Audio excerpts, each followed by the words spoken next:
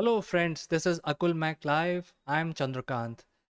Today, we want to discuss something very, very important, and the subject is about the patient doctor relationship. What is the new skills that doctors need today in order to be effective doctor? We know that doctor sometimes treated like gods because they can give us life, and they can, you know, bring our patient back from death. So, doctors are very, very important entity in our society, but doctors also need to learn things. So today, this is what we want to discuss, and we have a very distinguished guest joining our panel today. Before we start our discussion, I'd like to tell you, friends, that there is a giveaway. Please stick around till the end of this video, and we will tell you how you can win your free gift. So let's get back to our discussion.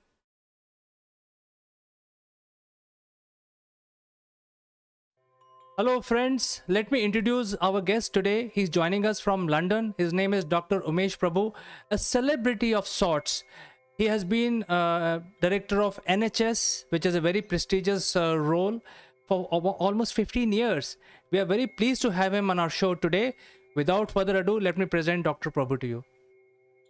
Good morning, ladies and gentlemen. Good morning, CA. It's a great pleasure and honor to be here. I have heard a lot about you. I have heard about your program a lot. My name is Umesh Prabhu. I was a consultant pediatrician. I developed interest in patient safety after my own mistake, and I have now given more than 300 lectures why doctors make mistakes and how to protect patients. Protecting patients, supporting doctors are the two sides of the same coin. Ours is a noble profession and wonderful profession, and we must always put patient at the heart of everything we do. And if I tell you the statistics, I think it will be frightening. But I want you to remember, vast majority doctors are very good. Doctors are treated like gods. There is a study in London.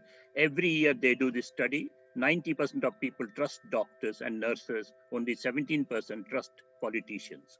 With that trust, we have a great responsibility on our shoulder, and we must always put patient at the heart of everything we do. And that is the reason why.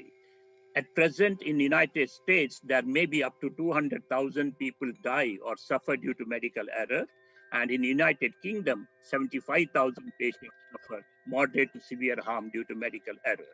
But that is, most of them are preventable, and that is my special interest. Well, doctor, I fully agree with you. Sometimes a doctor who treats you can be given the status of a god, because between life and death, doctor plays a major role. But I think we forget sometimes that doctor is also a human being, and they are also affected by the emotions, and sometimes anger, all kinds of emotions. So, what is your advice to the fellow professionals, how they should control their emotions? I think the most important thing is for doctor must stay calm. Always stay calm. It's very difficult. If a surgeon gets emotional, he will make mistake and he can cut the artery and patient can die. So most important to stay calm always. It's not easy because doctors are human beings and doctors have got alcohol problem. Doctors have got substance misuse. Doctors get mental health. Doctors have got personality problem. Because doctors are human beings at the end of the day. My advice to doctors is very simple. Be proud of your profession. It's a noble profession. It's a wonderful profession.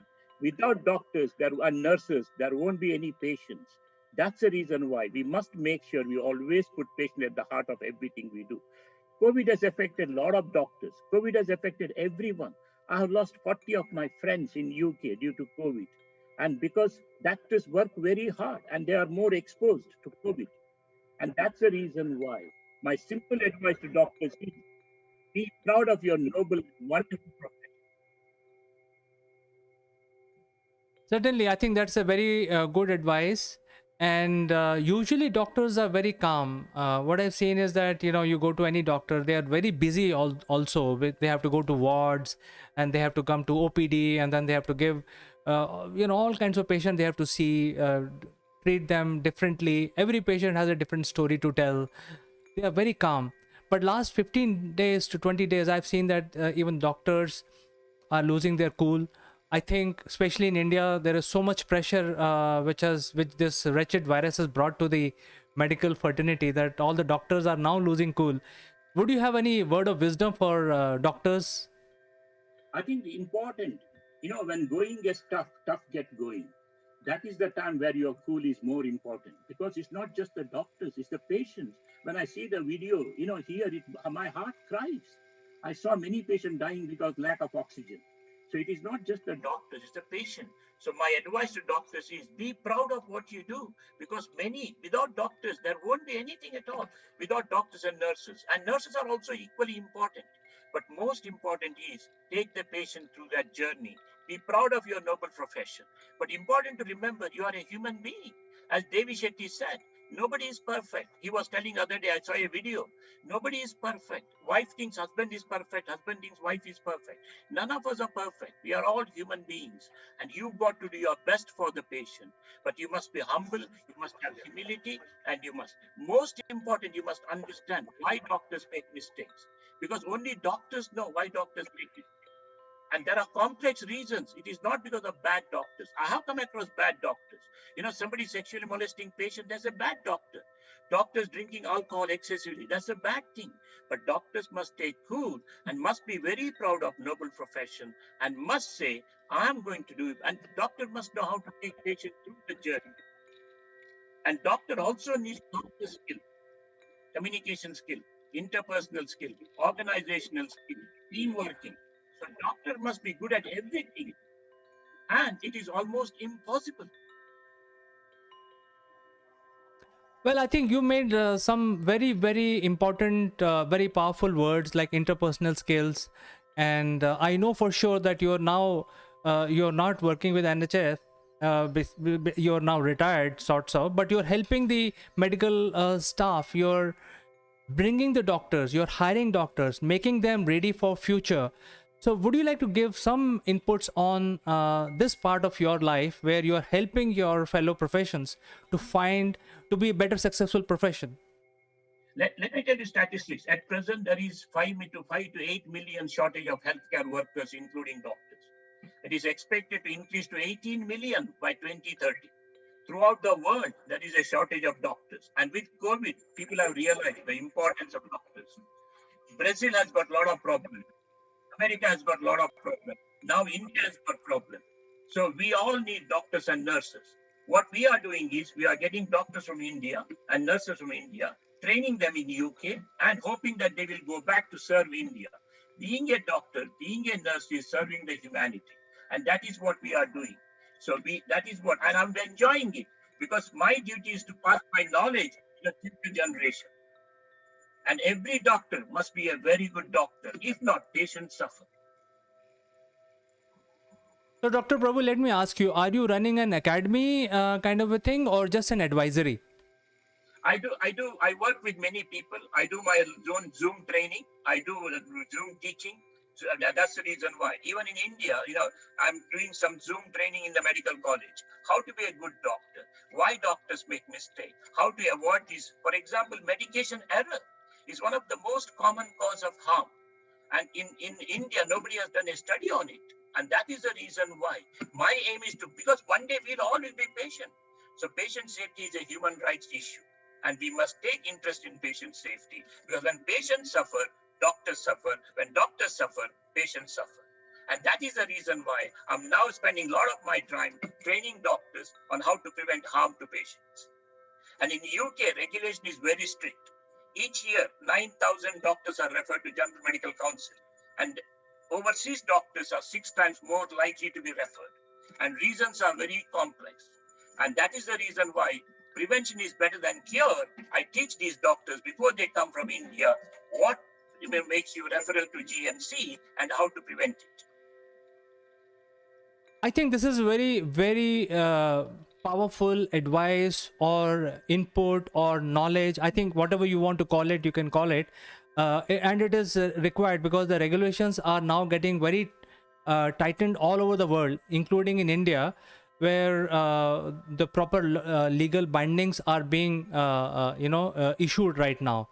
And while you also mentioned there is going to be dearth of doctors, so that means we need more trained professionals who can not only treat patient but also treat them effectively. And that is where your knowledge comes in, where you tell your fellow professionals to treat the patient effectively, and that is why your knowledge and your courses are very valuable for everyone. Every doctor must talk to you and attend your class.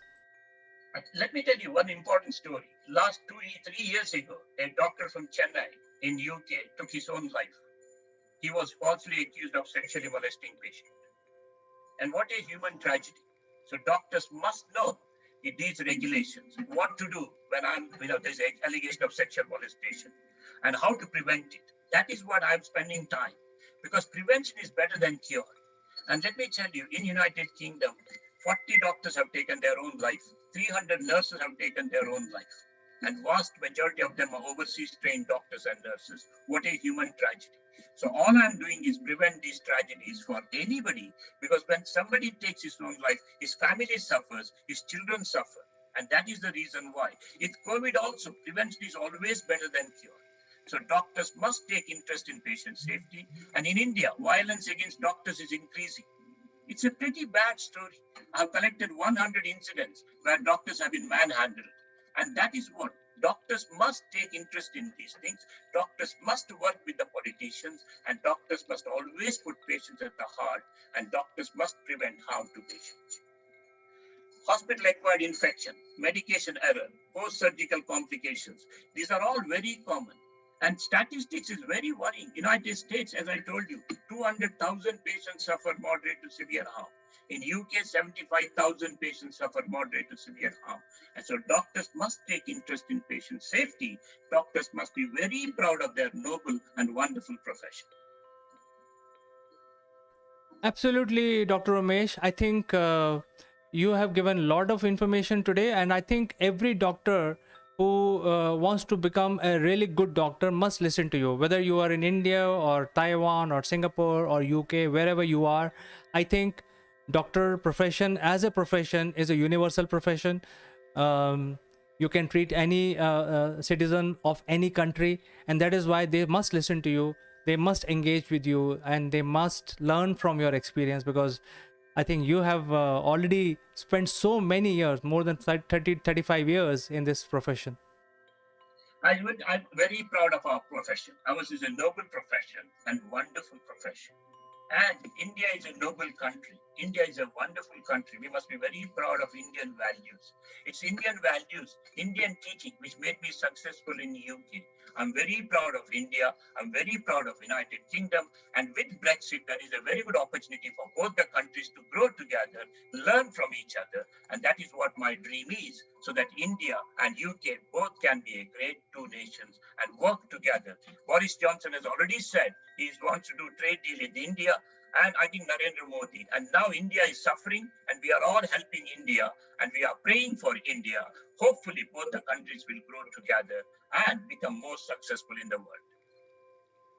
Well, doctor, you mentioned about the trade deal. So a part of a trade deal came out 2 days back, where there is a bilateral agreement between UK and India, and the value of the agreement is about 1 billion pounds, or 1.4 billion US dollars. And because of this agreement, there will be 6 to 7 thousand new jobs in UK, and UK is going to help Serum Institute to develop AstraZeneca and other vaccination, even the nasal vaccination. So I think this is the precursor of the free trade deal, which is going to happen in few days from now. So I think eagerly waiting for that to happen. I think that's a very good. And not only that, UK can learn from India, because India makes medicine very, very cheap rate. In UK, medicines are very, very costly. So there are a lot of things. And if you look at India, India spends, for example, Narayana Hrudayalaya, I think they do a lot of, very highly efficient elective operations. So UK can learn from India, India can learn from UK, and both of us can grow together. Absolutely, doctor. It was a pleasure talking to you and learning that how you're keeping yourself busy now. You're helping other doctors and medical staff world over to be a better professional, better doctor. I think it's a pleasure for the years to learn from you. But this is not the last discussion we had. We will actually invite you again next week and discuss something even more interesting. Thank you very much. I really appreciate it. You're doing a fantastic job. I know you know Neha. I know you know Neville. They're all my friends. I think most important is when you are very proud of your profession, Make sure your professional integrity is maintained, and I want to help the doctors so that neither the patients suffer nor the doctors suffer, and we can have a fantastic, be proud of this noble and wonderful profession. Thank you, doctor. So I say goodbye for today, only to meet you next time. Thank you very much, and it's a great pleasure to have you. And great, you're doing a fantastic job. Keep up your great work. We have some unique Akulmach memorabilia which will make you look outstanding. The graphics on these corporate gifts are based on the global best business practices. To become recipient of one of these gifts for free, you have to watch this video till the end and provide your valuable comments. Or you can also share your experiences. The person who makes the best comment would be chosen to become a recipient of this beautiful Akulmach gift, absolutely free, delivered to your doorsteps. The winner would also get a chance to be invited live as a distinguished panelist during our next video. What are you waiting for, friends? Please subscribe Akulmach and smash that like button.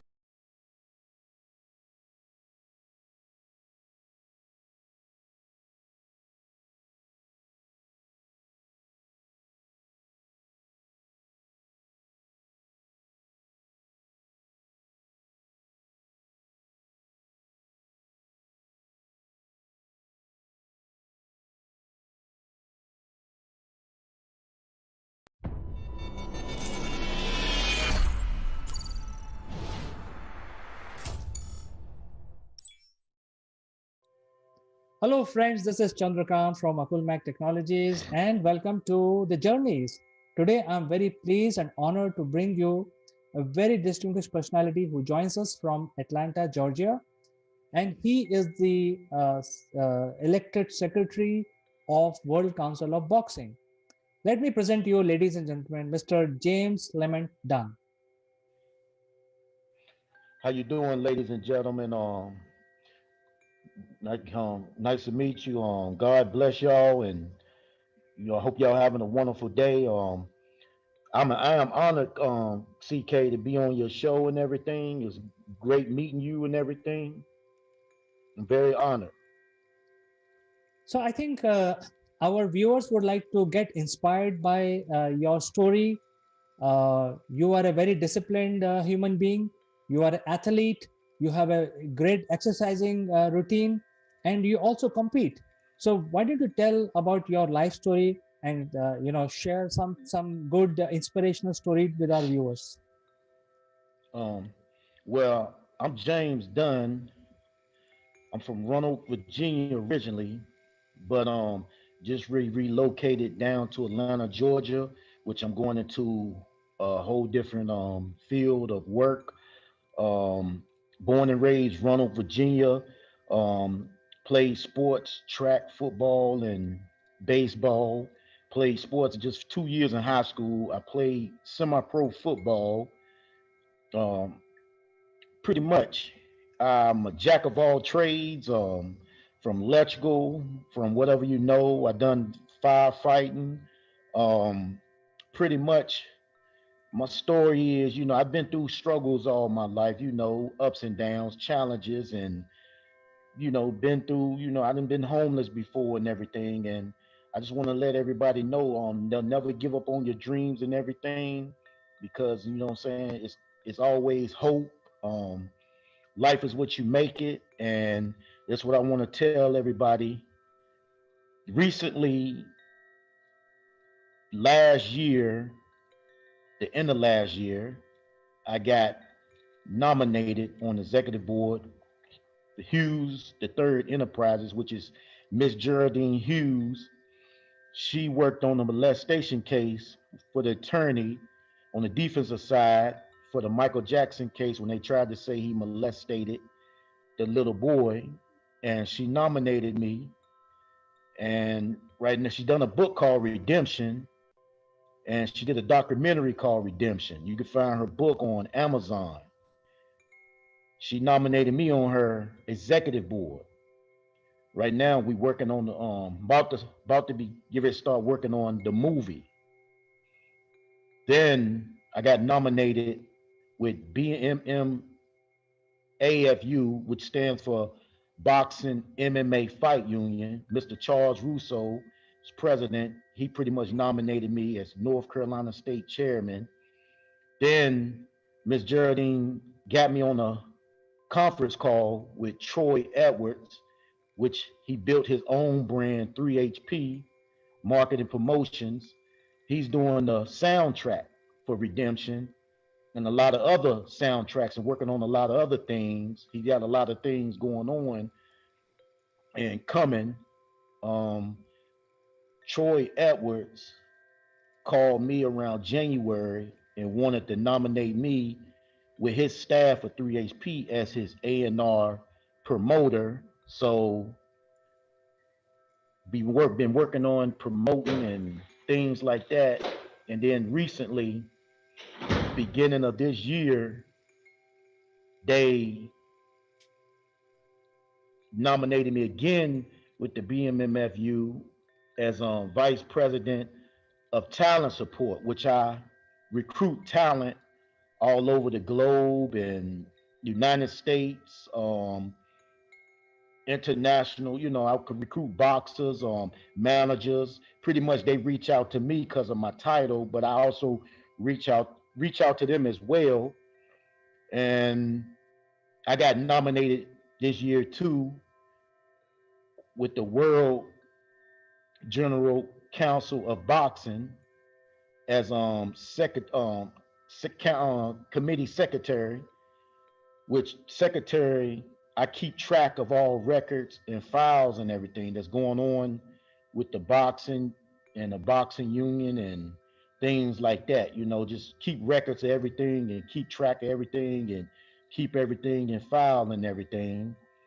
So I've been working on things with that, and then I built my own brand from ground up. I've been working on, which is global and is in the market with Denisa. Denisa, she pretty much started her own Hoinser. She's got CEO of Hoinser's magazine. I'm global partners with Hoinser's magazine, and I'm a brand ambassador. And my brand, I'm building my brand. My brand is Done Right Promotions, which is a brand for the sports entertainment and you know pretty much for pretty much kids and whoever want to wear the brand and support the brand or whatever. But I created the brand, and I'm the owner of the brand, the founder. And I'm pretty much gonna start going, maybe I'm gonna go to some schools and stuff like that, maybe hand out some shirts and stuff for the kids and things like that. Because I'm big into like donating and like big into like homeless and cancer. I lost a lady I was with for 3 years back then, years ago. She had breast cancer. So I'm a big, huge supporter of breast cancer, homeless. I support the homeless and veterans, things like that. Um, USO, I donate to USO. I donate money every month to the USO. I'm big on nonprofit. Big on nonprofit, and that's my plan to go around and make donations and help out, nonprofit organizations and things like that. Fantastic. You had a fascinating journey, I think very inspiring. And you work with the boxers and you also are recruiting a lot of boxers. Would you like to share some of these traits that you're looking for in the budding boxers? Repeat that again. You are working for the Boxing Association, which is also looking for the boxers. So, what is the big quality a boxer must have? Basically, what I do, we a union. BMMF AFU is a union. It's a union we started, to help out boxers. What we do, we make sure the boxers have insurance. We make sure they have life insurance benefits. We have our own events we do and gonna be holding, but is COVID stepped in, and we had a lot of stuff coming up last year got canceled. But you got to go by government rules and certain things on airlines and getting fighters because we globally, so we got fighters all over the world, so getting them here and getting them back, a lot of things we work off the government, and it's a lot of rules, and what I'm saying, you got to go by, and we here to support the boxers 100%.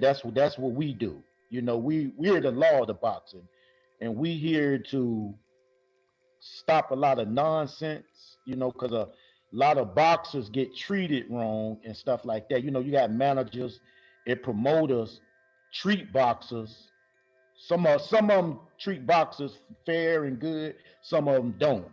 So we here to find out all the negative and all the crookedness going on in the boxing, and we're gonna weed all the negative everything out of that. You know what I'm saying?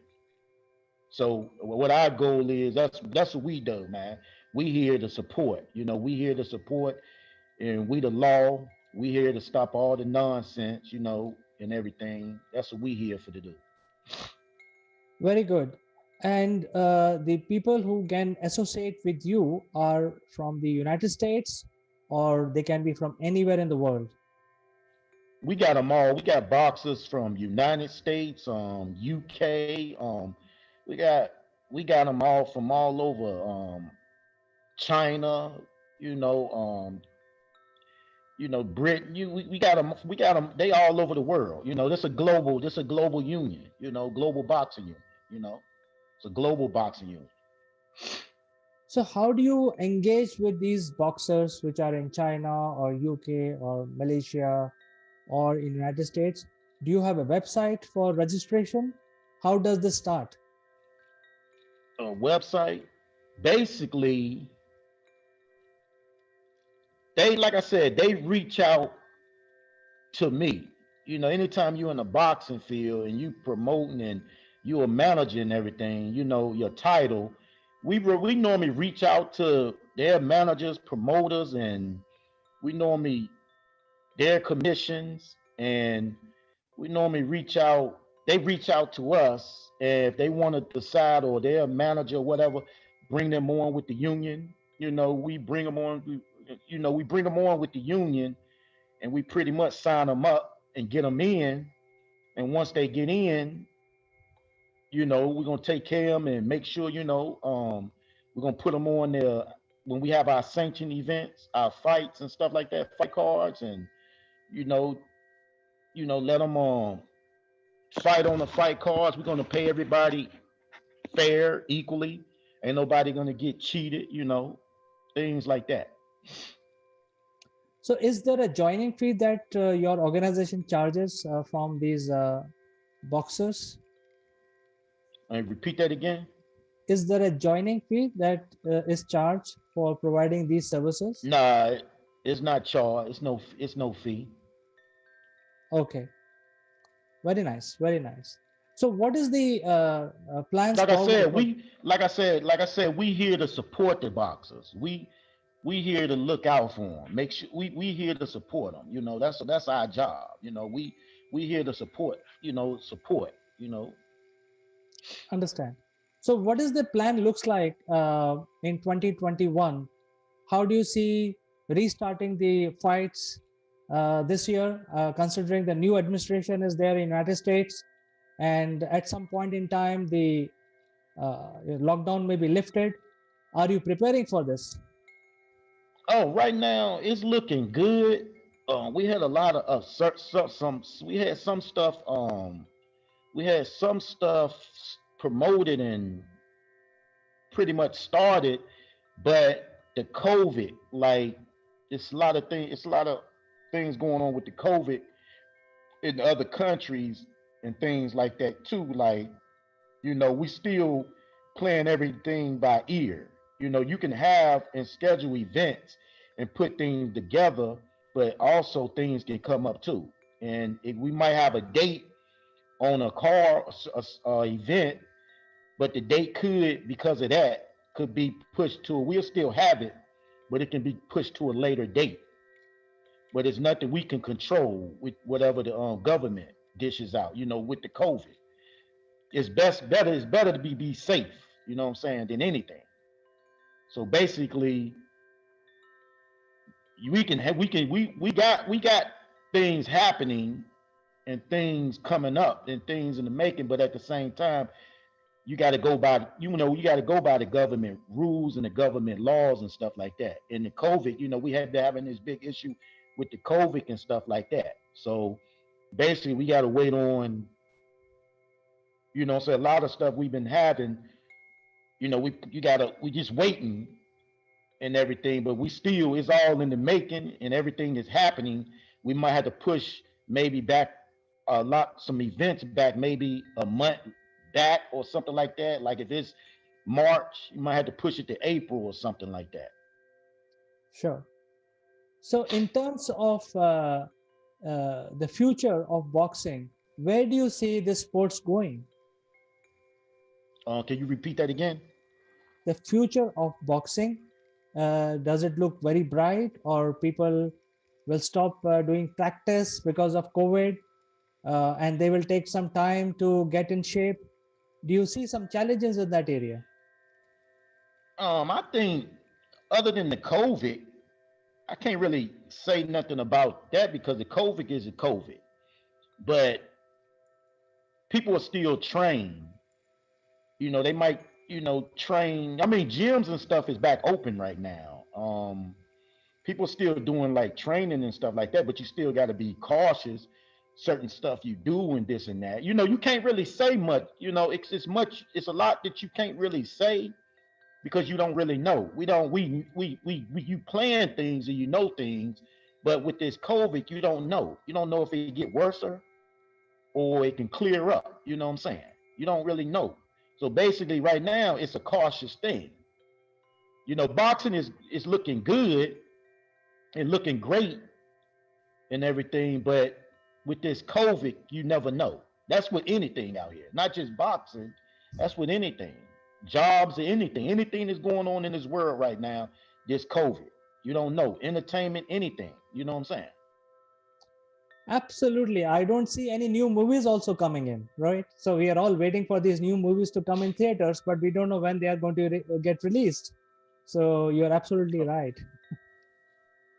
Yeah, we about to start working on some things and stuff. We got some things in the making. I can't really say much more or say really anything, anything else about. I know we got a lot of things coming close and in the making, and a lot of things get ready to happen. And you know what I'm saying. I just can't say more. You know what I'm saying. But we got a lot of stuff coming. So I think it has been my greatest pleasure talking to you, James, and learning about the fight and the kind of work you do for the boxers, and you help them in terms of having the fair remuneration being given to them, legal support, and you work across the world. You have UK boxers working with you. You have Chinese, Malaysian, all over the place. So I think you're doing a remarkable job. You are already have done so much for the boxing community, and above all, the boxing as a sport inculcates the discipline in people. So would you like to give your last advice to youngsters about how to be disciplined? What with the boxers and the discipline and everything. Basically, I just tell the boxers stay healthy. That's the main key of boxing and everything. Stay healthy. Make sure you eating right. Make sure you dieting right. Stay training, but be safe Try not to get hurt. Stay healthy. You know what I'm saying? Basically, watch out. Watch out for this COVID and everything, because if you get that, it can harm you too if you get, if you got a fight coming up and you get sick or COVID, anything. You know what I'm saying? Just be safe and everything. Just stay healthy and be safe. That's all. That's the main thing right now in this whole world is being safe and staying healthy. That's the main key of life. Being safe and stay healthy and stay disciplined. Absolutely. This is a very powerful message that you have given us today. Stay disciplined, stay healthy, eat right, and never stop practicing. So, with this, I'd like to say goodbye to you for today. It was my personal pleasure talking to you, James. And I would like to interview once again after few months or so, when the situation looks better and more boxers are coming to you for getting associated with the World Federation of Boxing. Yeah, I appreciate that, man. It's my honor. Once again, my honor, and appreciate the interview. And you be safe and everything out there. And God bless you and your fam. And what I'm saying, stay healthy, yourself too. And yeah, you enjoy the rest of your day and week. What I'm saying, weekend and everything. And God bless you, my brother. Thank you, James. You have a good time and stay healthy, safe, and disciplined. Bye bye. Bye bye. See.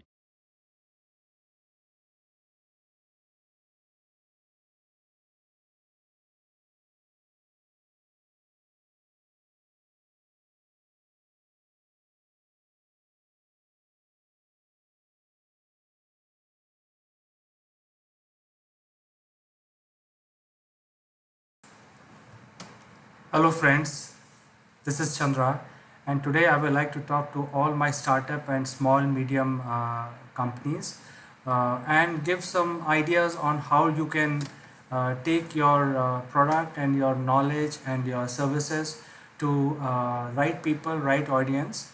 And this is something that I have personally tried, and I would like to share this information with you all with the intention that you can also leverage this and probably take some of these action points, and if you like you can implement them and also grow your business. One other thing which I would like to mention today is um, the the marketing strategy of all the people today is by and large based on the email. And while we get so many emails, we also individually delete all those emails which are hitting our inbox. So the chances are that if we are sending our emails, somebody else is deleting those emails. So there is a risk of your email messages not being reaching to the right audience or the intended audience, or even if they are reaching, they are getting deleted. There is very little analytics that is possible on what you can do to increase the interest level of the recipient. So that is one of the issues that there is, which is plaguing all of us in the field today. And the other issue is there are a lot of compliance related matters which we have to take care. So while there is a social media and many organizations are leveraging social media to take their messages and they are moving away from email, I personally feel that time is right to move away from email marketing and get into the social media marketing completely. For various reasons, there are a lot of advantages. One of the advantages is non-intrusive. That means whoever is seeing those messages, the control is in his hand, and he can actually control what he wants to see. And suppose he doesn't want to see your post, then he can simply move on and see something else. So it's completely non-intrusive. It is not interfering in any privacy. At the same time, you have leverage of reaching a lot of people globally. So you can now address a bigger segment of people on social media. The challenge on social media is how do you send your messages and the same version to all of these different social media which is available today. So we can help you with all these new techniques, and if you go to the link which is there on the website, that is topbrass.akulmach.com. This is a new platform that we have created which will help you do all this at a very low cost. So I think my ideas, my suggestions are in line with what you are thinking. My sincere suggestion is move out of email marketing as soon as possible, because you're spending a lot of money in building the infrastructure, buying client databases, building CRMs, running campaigns, and the ROI is not visible. So start using social media as quickly as possible, and you will see the difference. Thank you.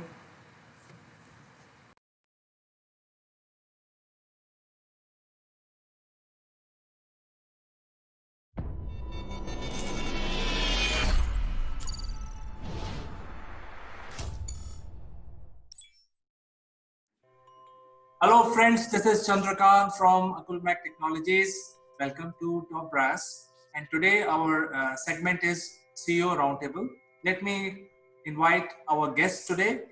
First, very senior person joining us from UK. His name is Naval Gunt, and he is the CEO of Mindfit Limited. Welcome to CEO Roundtable, Naval. Thanks very much, CK. Good morning, everybody. Look forward to a great discussion. Certainly. And our guest number 2 is Ms. Farida Charania. She is the CEO of Career Zoom. She joins us from Singapore. Welcome to CEO Roundtable, Farida. Thank you, CK. Excited to have this discussion with everyone. Yes, we are also looking forward to it. And our next guest is Ms. Kanchan Verma. She is the CEO of Akulmach Technologies, and she joins us from India. Thank you, CK, and everybody. Hi, everybody. How everybody is doing today? Everybody is fine, and I think the topic of discussion today is, we have been, in fact, all countries are undergoing the COVID-19 situation, where almost entire world is under lockdown. There are do's and don'ts defined by WHO, which are followed by all countries. So literally, we have not seen in the recorded history of mankind that such a unprecedented lockdown has been imposed on the entire earth. And because of this situation, the real pandemic is actually creating havoc on the mankind. People have already lost a lot of jobs. And I think the discussion point is many jobs have been lost already, but it is not over. We are not expecting the vaccine before December this year, if everything goes right. I think the leader is Oxford University, so we will see how it goes. But I think this pandemic is here, we are undergoing it, and people are losing job, which is adding to the pain. So let me first invite Mr. Naval Gunt to address this issue, what people should do, because I think it's a reality. People are losing jobs, and all kinds of new opportunities are available, but they are not visible. So what is your take on this situation? Well, we're in an interesting arena. If I have a penny for every time I've heard unprecedented times, I'd be a millionaire, because they are unprecedented. But that doesn't mean to say that we shouldn't be thinking about doing the best things we can. And what we've got in the global arena currently, and I'm not just talking about job seekers, I'm talking about businesses that are employing, governments that are trying to sort things out. But we've got 3 types of actions that people are taking, 3 different behaviors. Surprisingly, there's a large number of people in denial. In other words, yes, COVID's happened, so that's a tick, but it's going to go back to normal. Eventually, the virus will have a vaccine, and in a few months, maybe early next year now, things will go back to normal. That's one group. Another group is in complete chaos. They don't know what's happening. They can't control what's happening. They don't know where they're going. They're not planning. They've been set in this headless chicken type approach, and they're literally running around being very busy, but not doing a great deal about it. And then you've got a very small minority that are somewhere in the middle and are accepting that this is something they can't control. It's here to stay. The virus might improve things, the vaccine might improve things, but it may not, because it may not work on everybody. So they're really in the land of reality, and they're now doing things, they're making plans and doing things about it. And the same goes for people that are in the jobless arena.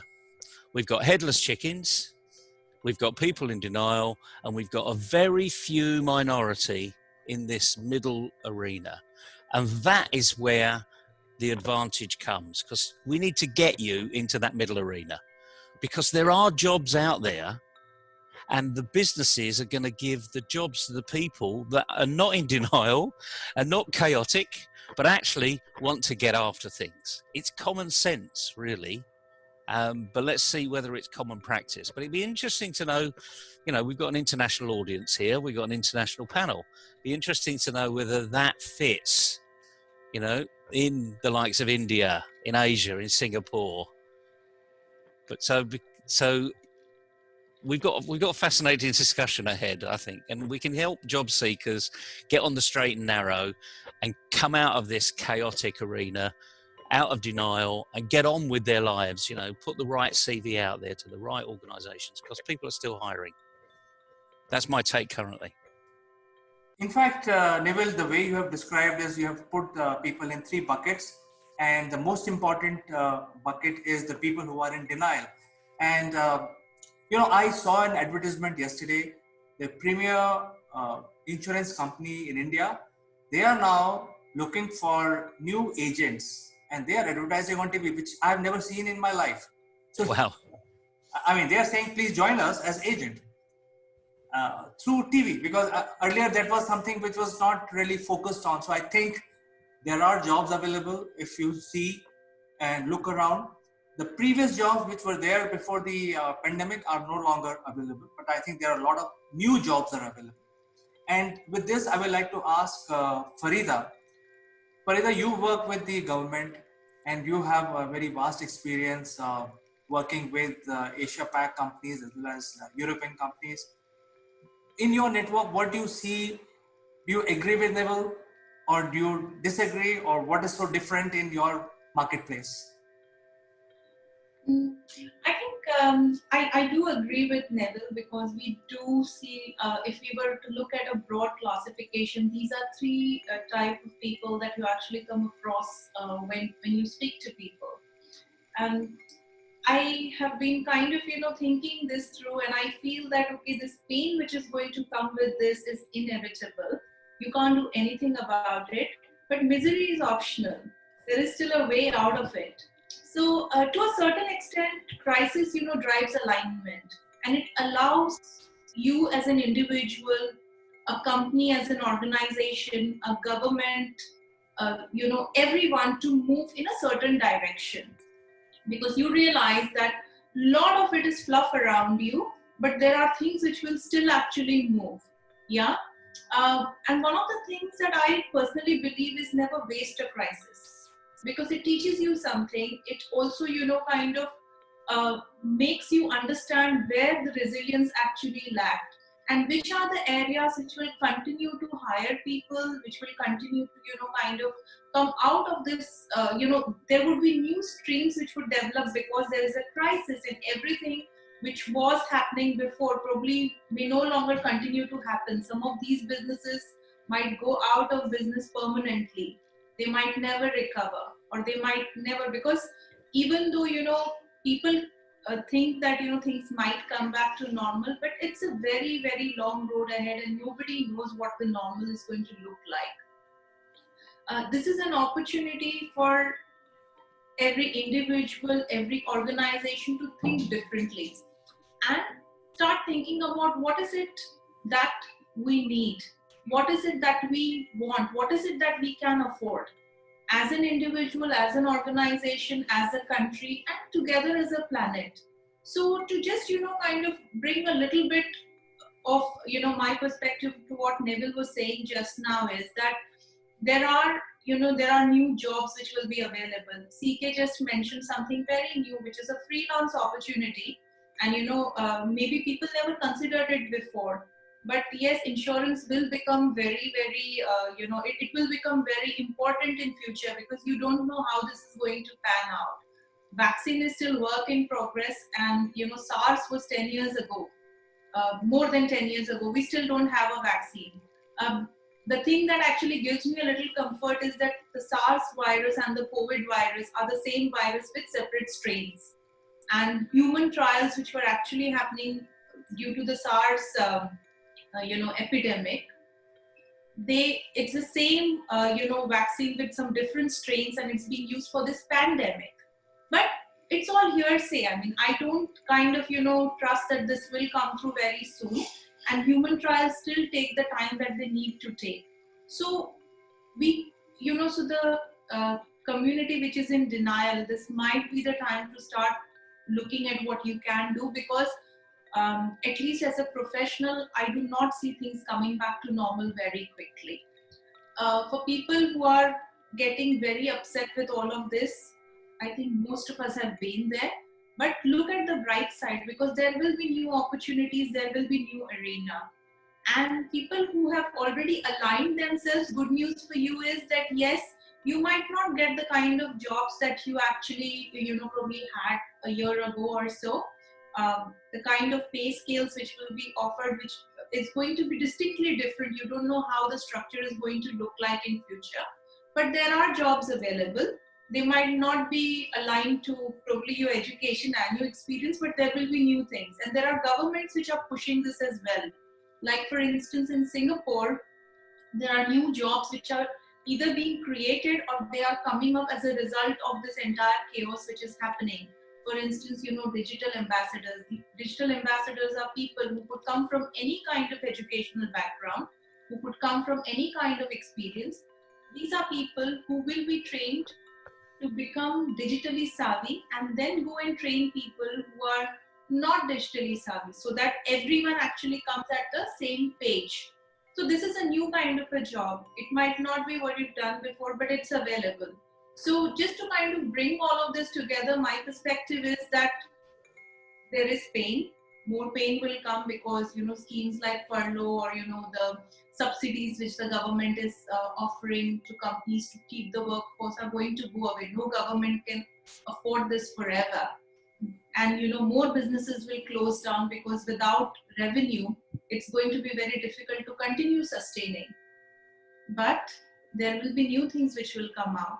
So keep your eyes open, ears open, and keep your mind open most of everything. Excellent, Farida. I think you made the moot point here that there will be new opportunities, and I think one thing that I like a lot is you mentioned about digital ambassador. I think there is a clear need for this, and I personally, as a professional, feel that there are a need for a new type of role in the industry, which is something like digital ambassador. And I think let me invite our third guest for this discussion is, Kanchan works with universities in India and schools.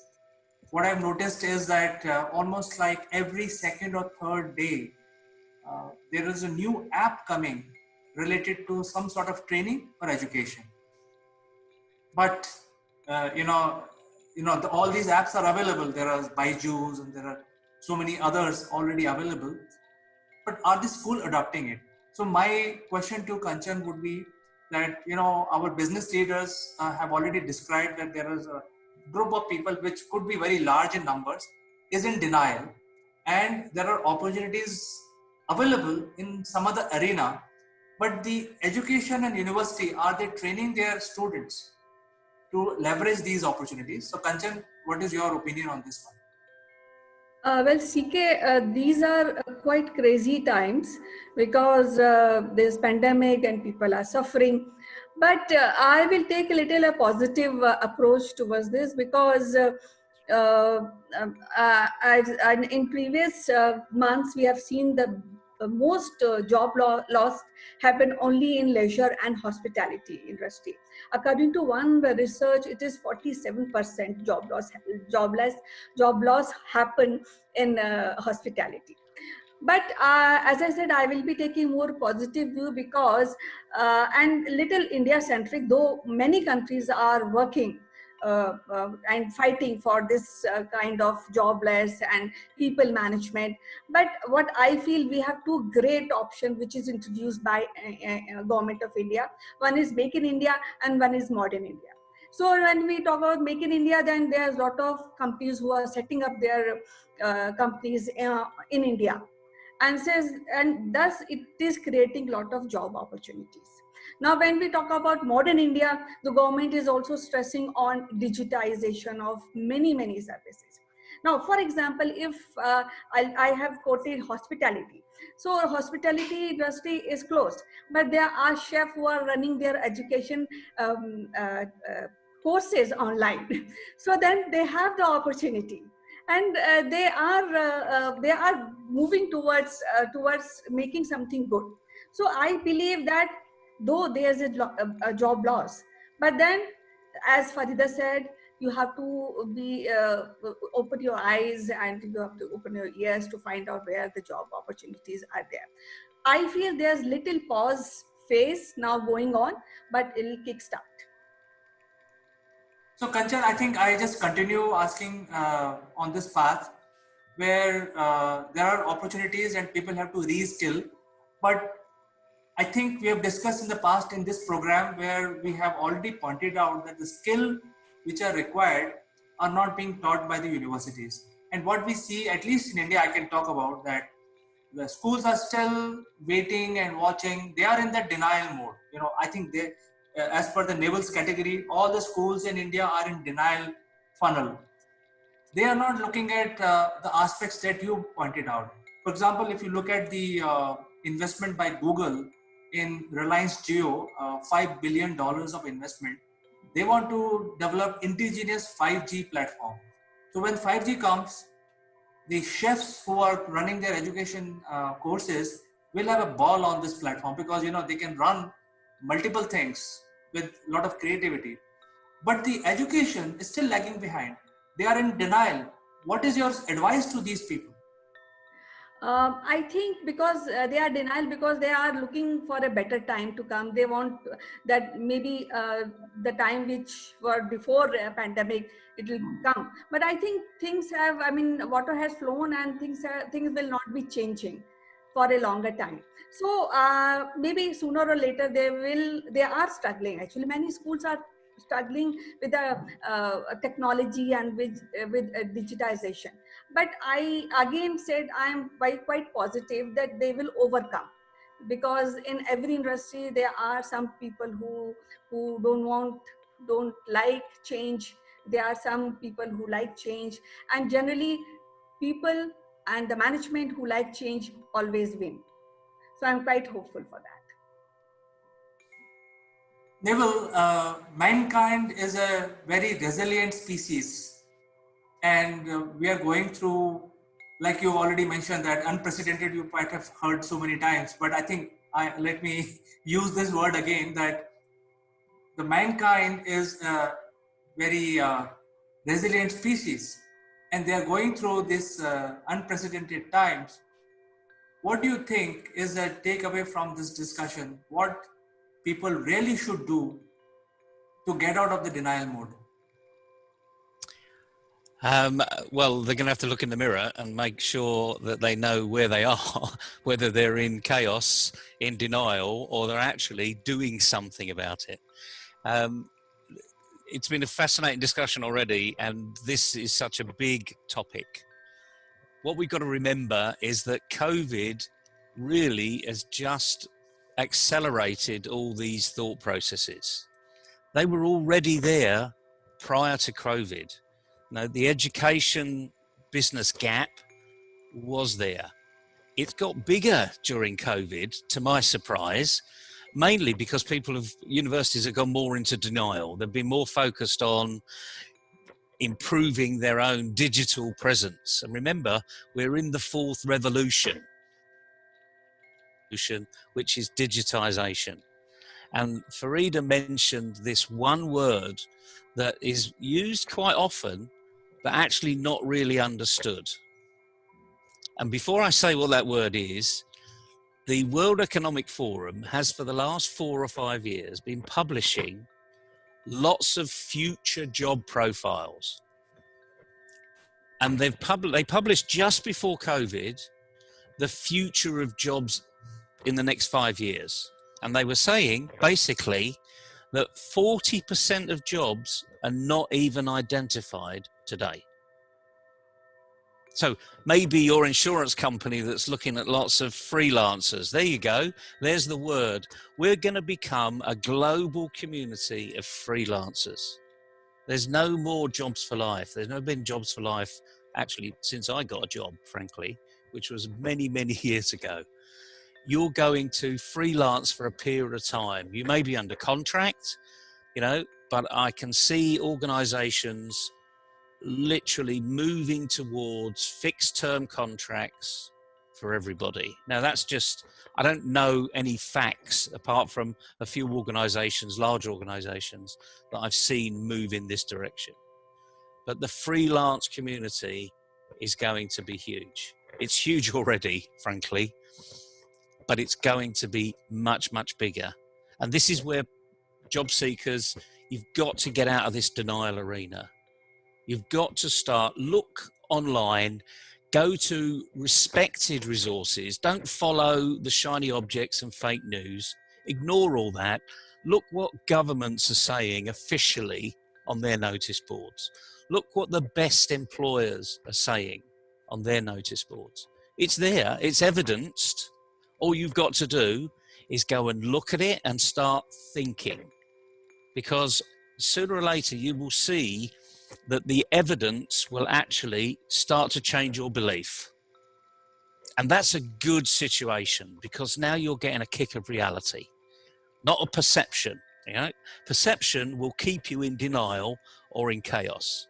The kick of reality will narrow you down this middle road, let's call it, having the right attitude and being in control of your own destiny.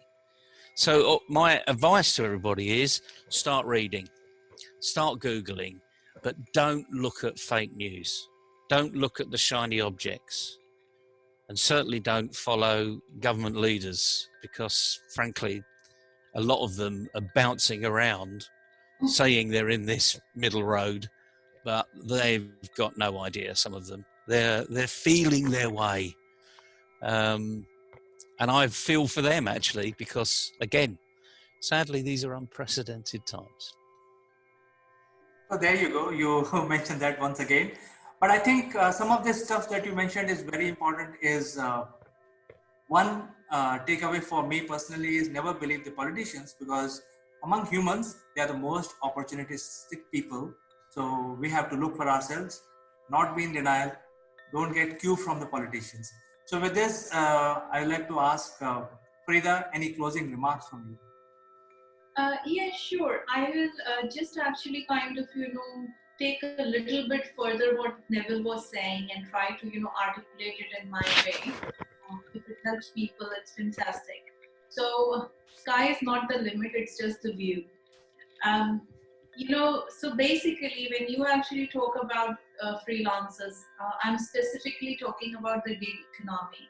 Now, that's something that's going to be huge. The reason being, like Neville was saying, there are no longer going to be secure jobs. So I would break it down that there would be tasks and there would be people who would actually perform those tasks, and there would be people who need these tasks performed and they would be willing to pay for it.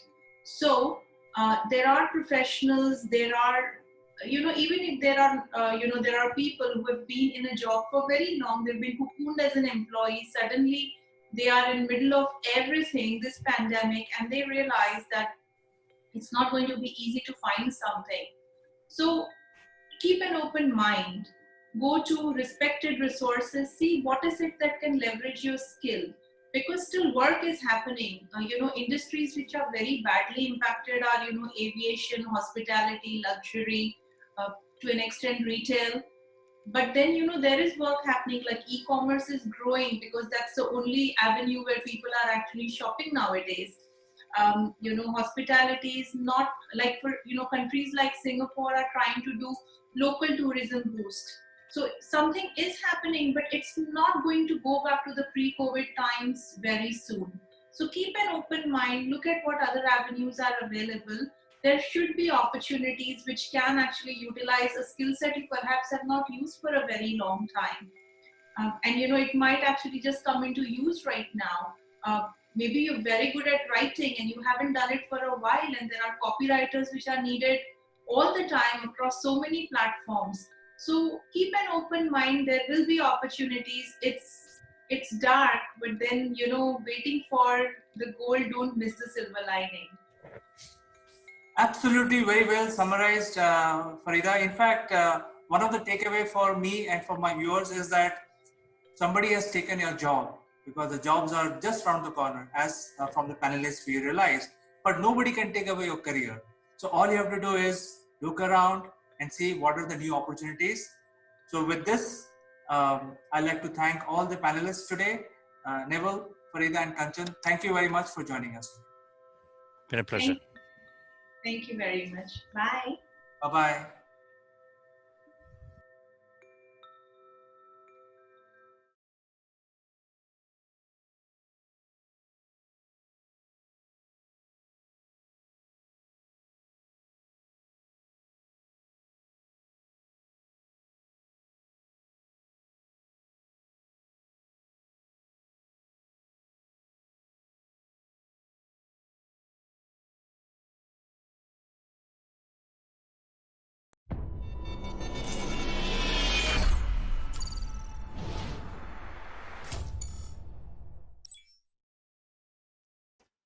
Hello friends, this is Akulmach Live and my name is Chandrakant. Today is the International Yoga Day. It is a very important day, and yoga, as you know, is very good for improving your health, physical health as well as mental health. And to discuss this aspect of yoga, we have a special guest joining in our studio. So we will start our discussion with this special guest who is joining us from UK.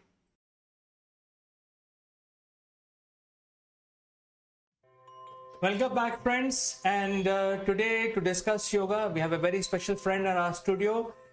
He's joining us from UK, Mr. Neville Gund. Welcome to the show, Neville. How are you? Good morning, CK. Good morning, everybody. Yeah, very well, very, very well. It's a new week, or start of a new week, and I looked up my calendar today, and I see it's International Yoga Day. Did you know that, CK? Of course, I know, because I'm a student of yoga. I have got a diploma certificate when I was 18 years old, and I have practiced very deep yoga during my young age. Oh, fantastic! And do you practice it now? Do you continue the practice of yoga? Not now, Neville, but I would like to do that. It takes a bit of time, actually. It's not an easy and quick exercise. It takes about more than 90 minutes to actually have some effect on the micro muscles. I've got you. But let's just take a walk back into history. Let's tell the viewers just an overview, really, but where yoga came from, what it is, what it does. So over to you, CK. You start the conversation off. All right. So, as the mythological belief system of Indians, yoga as an art was invented by our god called Lord Shiva. And he invented all the forms, taking inspirations from the animals. So most of the yoga exercises are imitating the animal position. So for example, you can be a peacock and there is a peacock formation. it's quite tough to become a peacock. It's one of the most difficult exercise that we have. And in yoga, so for every animal there are different forms, different different things that you need to become like that animal.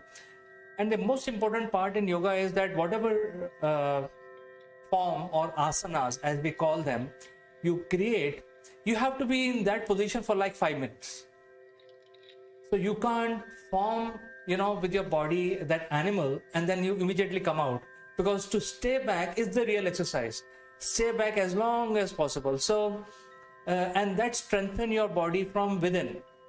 It strengthens your bones, it strengthens your muscles, and yoga as an exercise work on the micro muscles, which all the gyms ignore. So if you go to any gym, and if I have to compare usual exercise that we do today, it concentrate on the showy muscles like biceps, triceps, your abs, your back muscle, and thigh, and all that. Whereas yoga actually works on the micro muscles which are within these larger muscles. So, so people used to follow yoga. The history is almost 10,000 years, and Indian history is also 10,000 years as the oldest surviving civilization continuously. So we still follow yoga, and fortunately, today is the longest day also, and today has been discussed, has been declared the Yoga Day also by United Nations, thanks to our Prime Minister, Mr. Modi, who has been practicing yoga from his childhood. So he actually took all the benefits to United Nations and persuaded them to declare 21st of June as the Yoga Day. Well, that's a fairly good overview, and it's good that the Prime Minister practices this even at his ripe old age that he currently is. Now, the interesting thing about yoga, as you were speaking, it's the micro muscles, and I think, irrespective of whether it's you're going to take the shape of a leopard or a lamb, you're building those underlying muscles that actually allow you to build up the outer muscles. And it reminded me, as you were saying, that I did a lot of weightlifting when I was younger at university. Through playing rugby and playing football, we were encouraged by our coaches to do that muscle gain, if you like. But I would regularly get lots of injuries because my outer muscles were pretty strong, but it was my inner muscles, those micro muscles, that were underpinning the bigger, stronger muscles that were pretty weak. And it was only when we actually got someone who, and this was after I'd left university and gone into the semi-professional arena, that actually came into the club and went through some maneuvers, which I now know are yoga. It wasn't introduced as yoga because, let me tell you now, if it was introduced as yoga 40 years ago to a football club, I think they'd probably been shown the door. But it was a movement class, and it was really fascinating how we were building up those inner core muscles and making them stronger. And the irony about all of this was all of my back pain just went away because I'd built up that inner strength. And I think that's one of the real benefits, actually, of yoga, because if you build up the inner core and you build up those micro muscles, the rest of it is pretty easy to do. As I say, you can lift weights, you can go on a run, but you must build. It's a bit like building a house. If you build the foundation pretty poorly on substandard materials, then the house will fall down. So that's why I like yoga. I don't know whether you've ever heard that before, but that's why I like it, because it actually builds on the foundation, really, of helping your body along. What do you think of that? Absolutely, Neville. In fact, the trick of doing yoga is that it does not take too much strength of yours, but you have to continuously doing it, and that is a very difficult part. Say, for example, you talked about rugby. You have to do a pace running. That is very difficult. It looks very easy, but you can't do it for more than 10-15 seconds. Do pace running. So similarly, yoga, when you do things, it looks very simple, but if you have to get the benefit out, you have to be in that position for like 10 minutes, and that's very, very difficult, and that is what consumes a lot of energy. So people who wants to get slim, lose weight, yoga is the best exercise for them. And you also mentioned about yoga being introduced to the club 40 years back, but if you look at the cricket clubs today, they actually train their cricketers and make them play football. You see, they don't all the time practice cricket. Actually, most of the time they are playing football. So it's like building stamina. And when we talk about stamina, and that is what yoga does, it actually builds your stamina. Then there are exercises. There is an exercise called Surya Namaskar. So Surya is the meaning of Surya is sun, and Namaskar is you're actually worshipping sun. Now this is one of the most difficult series of steps that you can do. It involves 7 steps, and if you do one, it'll take one step. It'll take hardly 3-4 minutes to complete the entire regime. But people tend to do 25 times, 30 times, 100 times, and it is a complete body exercise. If you go to a gym, they will say, hey, can you do a circuit? But Surya Namaskar is a circuit, which actually in between you will be bending down, touching your toes, and then become like a snake in between. You're just doing that smoothly like a dance, then come back again, and then go back with your hands going back all the way. So it's a complete stretch. So yoga, I would define is like taking stretching to a different level altogether. And you lose a lot of weight because of doing yoga. No, it's brilliant. I mean, and these days I do a little bit of yoga. I don't know a great deal, but I will be getting more and more into it because it does build up. It's that repetition, and like I say all the time, any practice makes permanent, but it's only the right practice that makes perfect. And I think that's what yoga teaches you to do, really. It's that right practice. And I think it sets us up for lots of other good things in life. And the nice thing about it, the other thing about yoga is I'm sure you've been in this situation many times before. Because you're repeating and repeating and repeating, you're quite tired after you've done the session. And as you say, if you're going to do it properly, it's about 90 minutes.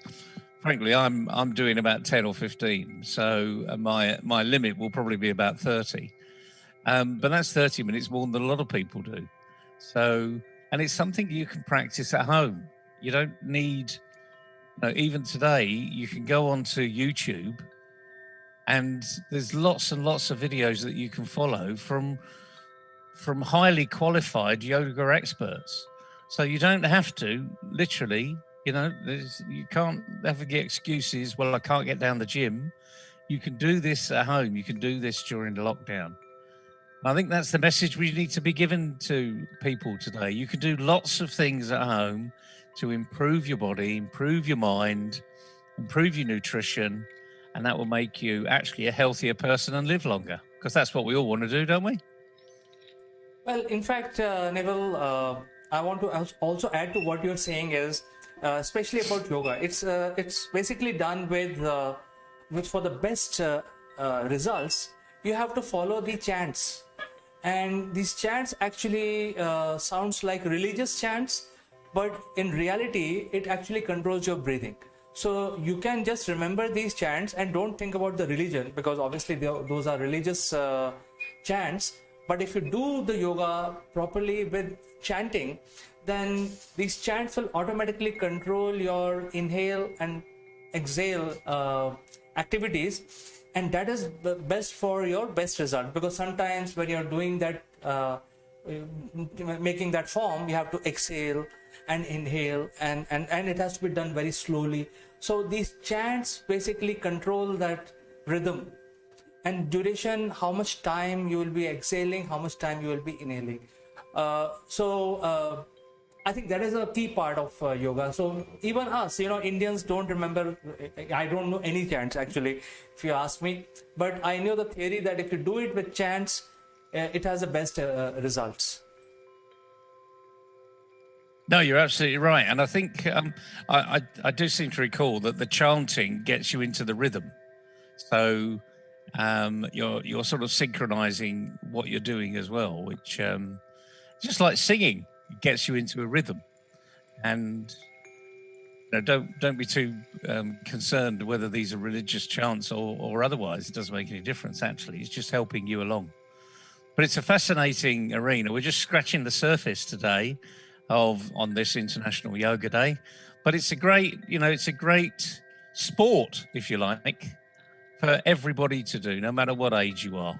It's a bit like golf. You can play golf at any age. As long as you can hit a ball, you're fine. Well, a bit like yoga. As long as you can bend over, you're fine. Well, Neville, one more thing I'd like to tell you is that the whole mental health arena is linked to your mind, as we all know. And there is no control. When we say that, hey, I'm CK, my name is Chandrakant, you are Neville. But then it's just what your mind perceives you to be. So you have absolutely no control on your heart and your mind, because there is no connections. You can lift your hand because your mind is telling you to lift your hand. But how do you basically practice to control mind? So in yoga, they say that the only thing which affects, which you can control indirectly your mind, is your breathing, because it affects these areas. And this is a point where there are two lobes of the brain. Actually, it's like an empty area. So they say that this point is most important, where by breathing and concentrating on this point, you can probably reach to certain level of mind control. And if you're able to do mind control by controlling your breathing, you can probably control your heart. So there are people who actually bring their heartbeat down to almost 20.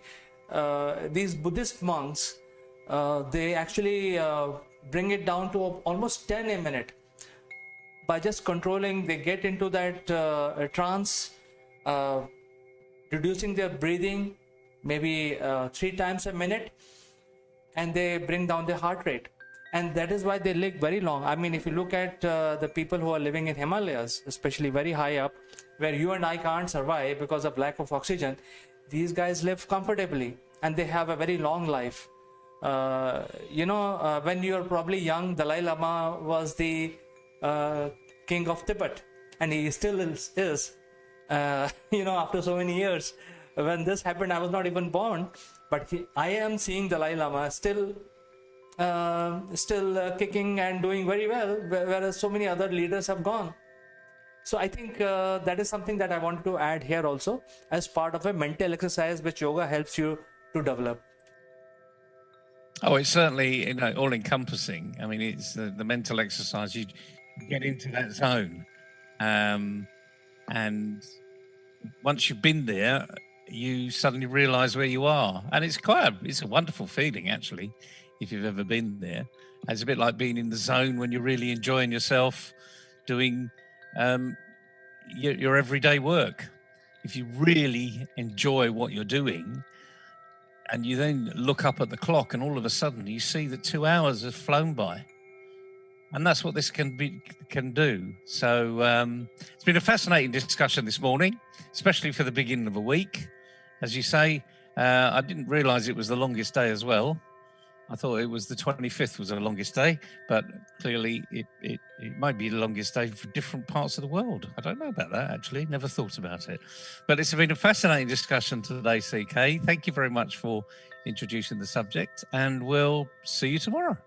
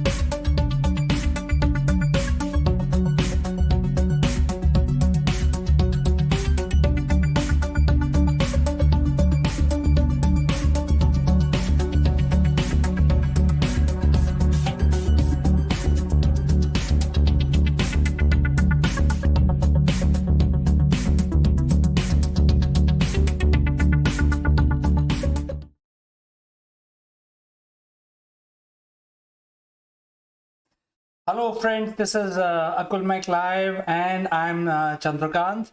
This video is sponsored by Performance Works International. More about them in a bit. Today, we want to discuss something about which is latest. It is going to affect all our life, and it is called quantum computing. What is so different in quantum computing, which is not there in our usual computers? We will discuss this after a short break. But friends, I must remind you that we are live across all popular social media. And if you're watching from whichever part of the world, from whichever social media, you can use a chat function to engage with us. Send your questions and comments. We will display them straight away on our screen and address your queries. So before we start our discussion, a word from our sponsor. This video is sponsored by Performance Works International. Are you ready for the challenges facing the modern workplace? Recent events have taught us the importance of transformation. Businesses now face a perfect storm of challenges. No business is too big to fail, and many are too slow to succeed. Our workforce is changing fast. We're entering a new age of empowerment, and everyone can contribute. The Inner CEO reveals how we can all play a part in making leading at all levels a reality. Written by Jeremy Blaine, an expert on business transformation and growth, it provides a roadmap to help everyone unleash their inner CEO and contribute beyond their job role, whatever their level. Traditionally, strategy has been owned by the few. Now it's time for the many to contribute. Leadership must come from a broader base. Everyone has the potential to step up and make things happen. It's a new model of collective and collaborative leadership which unleashes the power of people, enabled by appropriate technology and a supportive management structure. The book provides a roadmap for a bold new age of empowerment. Supported by a range of resources, the book provides a toolkit to help anyone unleash their inner CEO. Organisation health, development and growth is owned at all levels. Are you ready to unleash the inner CEO?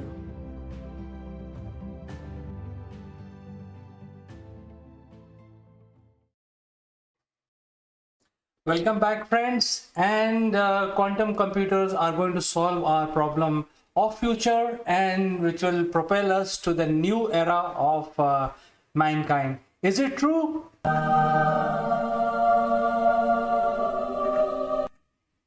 Well, it may be. So we will actually try to understand what is quantum computer and how does it work. Is it much more powerful or is it something different? So I think first we need to understand what is the computer itself. Computer is a bunch of switches which can switch on and off, and that gives a logic in terms of if there is a command given, it could be right or it could be wrong, and based on that, 0 and 1 is assigned by the computer. And this is basically what it does. And then by codifying what information is coming from the computer, you are able to make some logical conclusions out of it.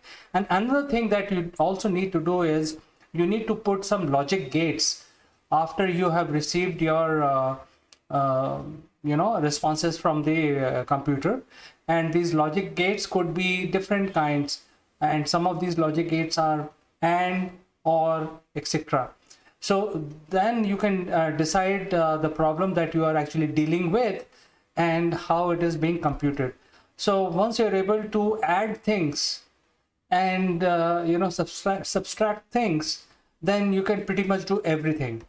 And why I'm saying this, because this mathematics is the logic behind the whole normal computer that we use in our houses, calculators, mobile phone, etc.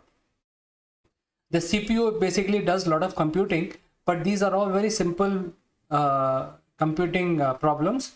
The only good part here is that if there are too many computers working together, then the sky is the limit. You can pretty much solve whatever problem you want to solve, because there are many computers working, many small computers working together.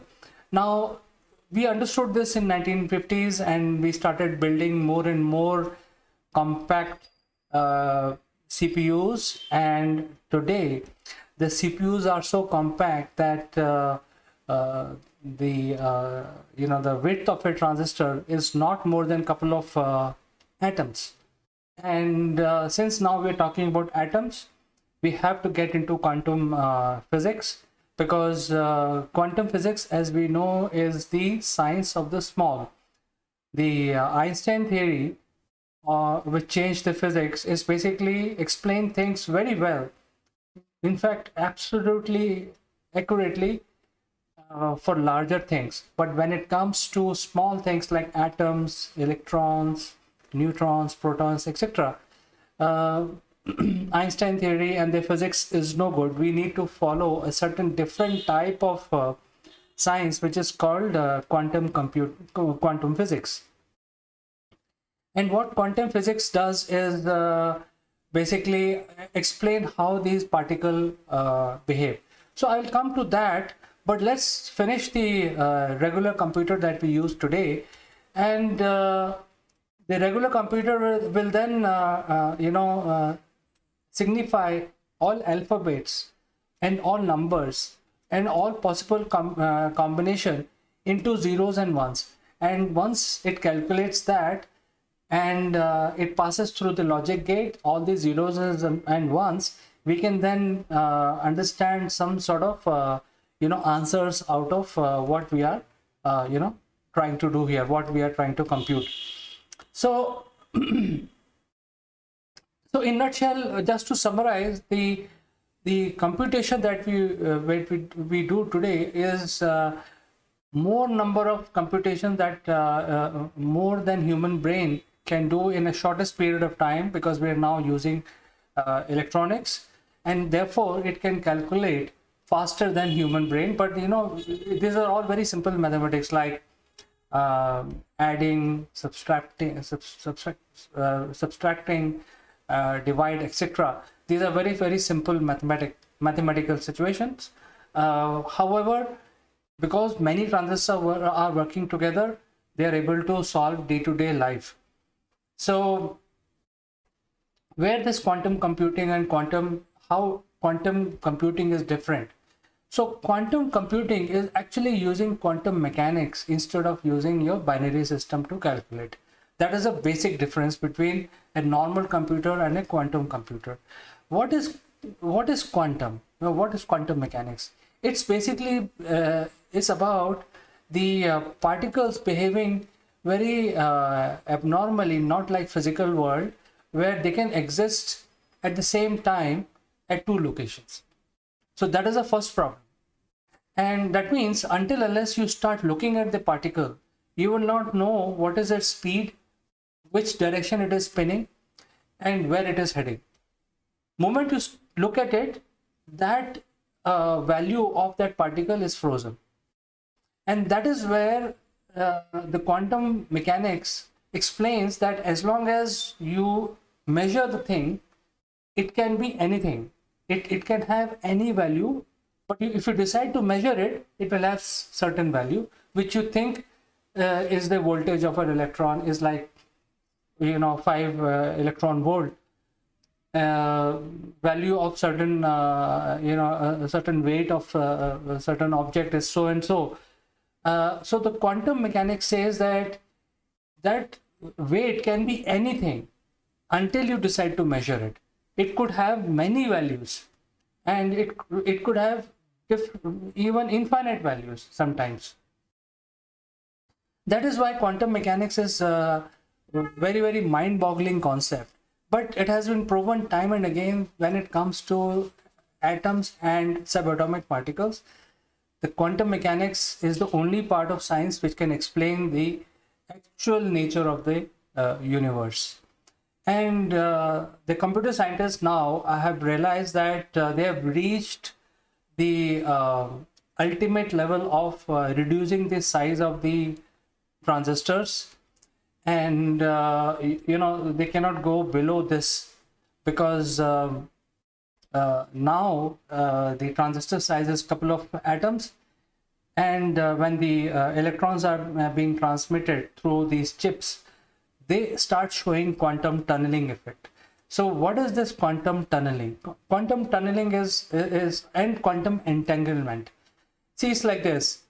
In the atomic world, when you have two attached particles, if there are two particles which are attached with each other, then one particle will have a positive, let's say one particle has a positive current and other one has a negative current. So what happens is that now they are together, but then you take them apart. One particle, you take them, take the one particle, because it's a pair, so you separate them and you think that you have separated them. And one particle you take it to the moon, and one is in your laboratory and on Earth. Now you know that the laboratory particle which is there is the particle which is having negative charge, and the one you have taken on the moon has a positive charge. Now you play a game here. You actually flip the charge of the particle which is with you on in your laboratory. Then moment you change that particle, charge of that particle here on Earth, you will notice that the charge flip automatically, and the charge of the positive particle on the moon is now negative. So this is called entanglement. You can take them very far off, and in fact the effect of this entanglement is breaking the law of physics as per Einstein, because the effect of between two particles is traveling faster than speed of light. So it's one of the big question which is not answered completely right now, but this is how the nature of these particles are. That means these are entangled, and you can take them to a next galaxy, still they will be entangled, and if you do something to one particle, the other will also get affected. So that is one thing. And second thing is tunneling, which is basically particle getting into superposition. So when we say superposition, is basically you can't find out what these particles are up to at that point, and they can be you cannot determine what is their speed, what is their position, and that is why it is called superposition. They can be anywhere, they can have any value, but if you start looking at them, start measuring them, then they will suddenly have a value. So this is where these are the two properties of quantum mechanics which are used in developing the quantum computer. So instead of zeros and ones in a normal computer, here if you have say for example, if you have a 32-bit quantum computer, then you can have 32 combinations instead of only 2 combinations, and the possibilities of finding the answer is increased 32 times. So you can imagine, by not increasing the power of the chip of the computer, you are now increasing the possibilities of possible solutions. So that is why quantum computers are much faster, because they can calculate things parallelly, and instead of increasing the size of the chip, that means many computers working together, it is the same small computer can do many things together. So if there is a 64-bit computer, then it can calculate a variety of problems at the same time. It will have variety of solutions. Say you give them one problem can have multiple solutions. It's one of those solutions you might have seen in Marvel Comics, where Doctor Strange tried to find the solution of Thanos. What if they are they able to stop him? And he goes around parallel universe, and he found only one. So it's like he is like a quantum computer, where he is checking all possibilities together, and he found one answer. So instead of using the regular computer, which will have only either state of 0 or 1, they will have multiple states, and then you will get your answer faster. Now, what are the applications? Will quantum computer going to replace your home computer, home PC, your mobile device, etc.? No, because our computer that we use right now are very efficient, and they're very fast. So this is not where the quantum computer will be used. Quantum computer will be used in analyzing the problems which are very big, very complex. For example, providing online security, quantum computer can play a role in generating algorithms which cannot be cracked by anything. So because you will not know what is the answer. So if you don't know what is the code, because right now we are based, our whole security is based on 128-bit encryption. The defense security will be based on 256, which is, people say even 128 is not breakable, but you can still break it because there is a chance to break it. But in case of quantum computer, you can't even predict any keys, because your primary key can be anything, your secondary key can be anything, because now it's all in the quantum world. So I think that is one of the big application, crypto security, solving the puzzles which we have not been able to solve with regard to universe, simulating these situations. So quantum computers are very good in simulating situations. Quantum computers are also very good in solving the medical sciences challenges and things like that. So these are the applications for quantum computers which will be used where quantum computer will be used. So it's a different category of computer devices. It is not going to be used by people like you and me for our personal use. It will be used by very complex tasks and very complex situations, simulations and stuff like that. So needless to say that quantum computer are not, in terms of hardware, are not more powerful than what we have today. They have about the same power, but they can do trillions of calculations at the same time compared to our current computers. That is why the large data search engines will be based on quantum computer. Their cybersecurity will be based on quantum computing. When it comes to large data analysis, the current computer basically makes the index file and look at the index, then look at the database, or go sequentially, which is very outdated now. But quantum computer can check all your details at the same time, so it is much faster in terms of searching the data of any kind. So in terms of providing security, identifying biometrics, quantum computers will be very quick. Identifying solution to a very complex problem, quantum computer will be very quick compared to our supercomputers even today. So this is something which makes them different.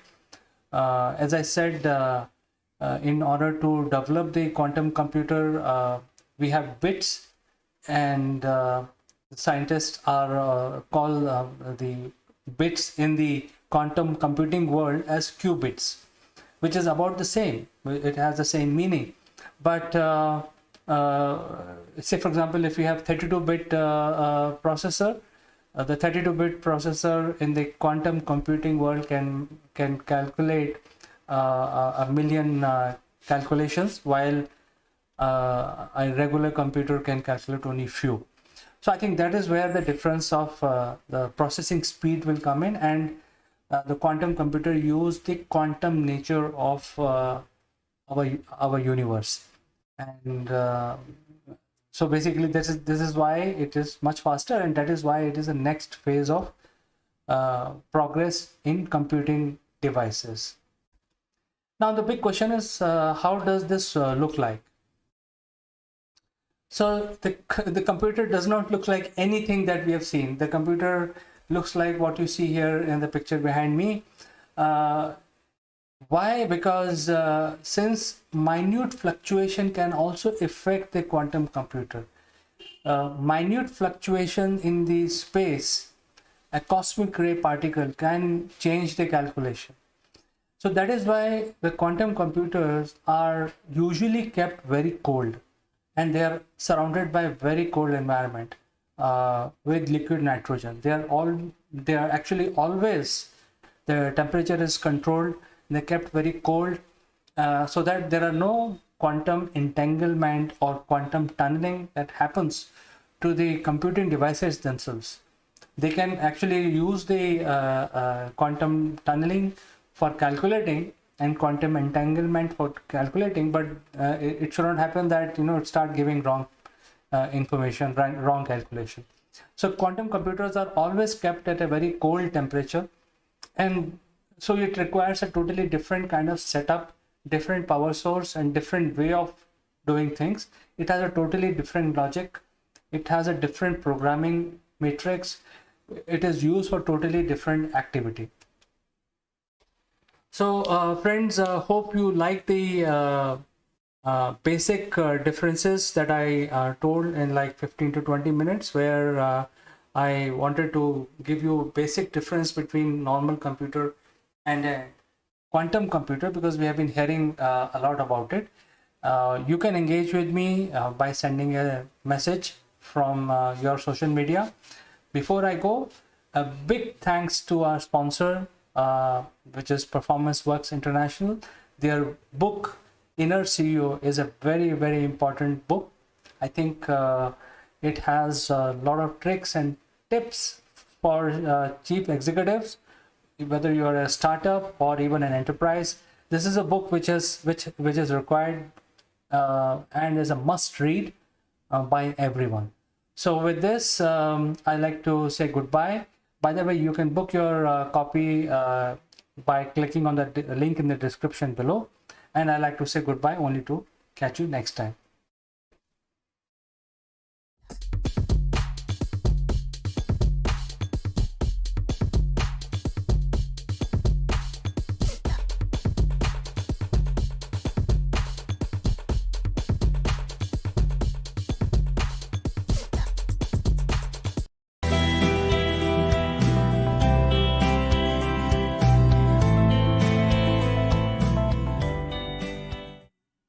Hello friends, welcome to Akulmach Live, and our section today is Likeable Leader, and we have a very eminent personality joining us from India. Her name is Aditi Palit. She is a very well-known leader, expert in the area of learning and development. So she will actually tell us about her journey as a leader. So without further ado, let me welcome her. So welcome to the show, Aditi. How are you doing today? Thank you so much. I'm doing fine and hope you're doing fine too.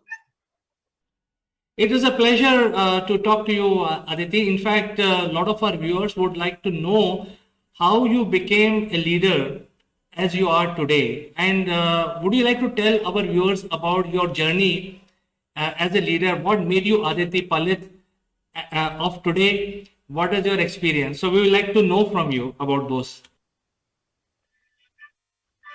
Okay. Thank you for the opportunity. I would like to go back way behind during my school days. I've always been a leader. I was a front ranker at academics. I took part in athletics, drama, quiz, whatever I did. I won the first prize by the grace of God, and that carried on my college. And then I decided that I would, become an HR professional. So I did my PGDM HR, and I joined HCL, Hindustan Computers. There was a group of 50 contestants, and I was selected by the HR from Delhi at HCL. So there I was, given the portfolio of regular HR functions. And among them, everybody told me that I was a born trainer. in those time, it was just called training, trainer. Now it become coach and, facilitator, etc. Now, after that, with the advance of time and marriage and childbirth, I had to, leave that regular job. And then I thought that why not start on my own? When I had all the, credentials, and I wanted to give, my abilities to all the organizations instead of being limited to one. And therein, I started my journey as an independent coach. Over the years, I have trained in almost all the leading corporates and MNCs in Kolkata, my city, in Pune, and up to Guwahati. And this has been a fascinating journey because I have always got a very good feedback, a highly satisfied feedback from my trainees, because they feel that I'm really their friend, philosopher, and guide. And I would like to add that, even if I've trained them 10 years, 12 years back, they're still in touch with me.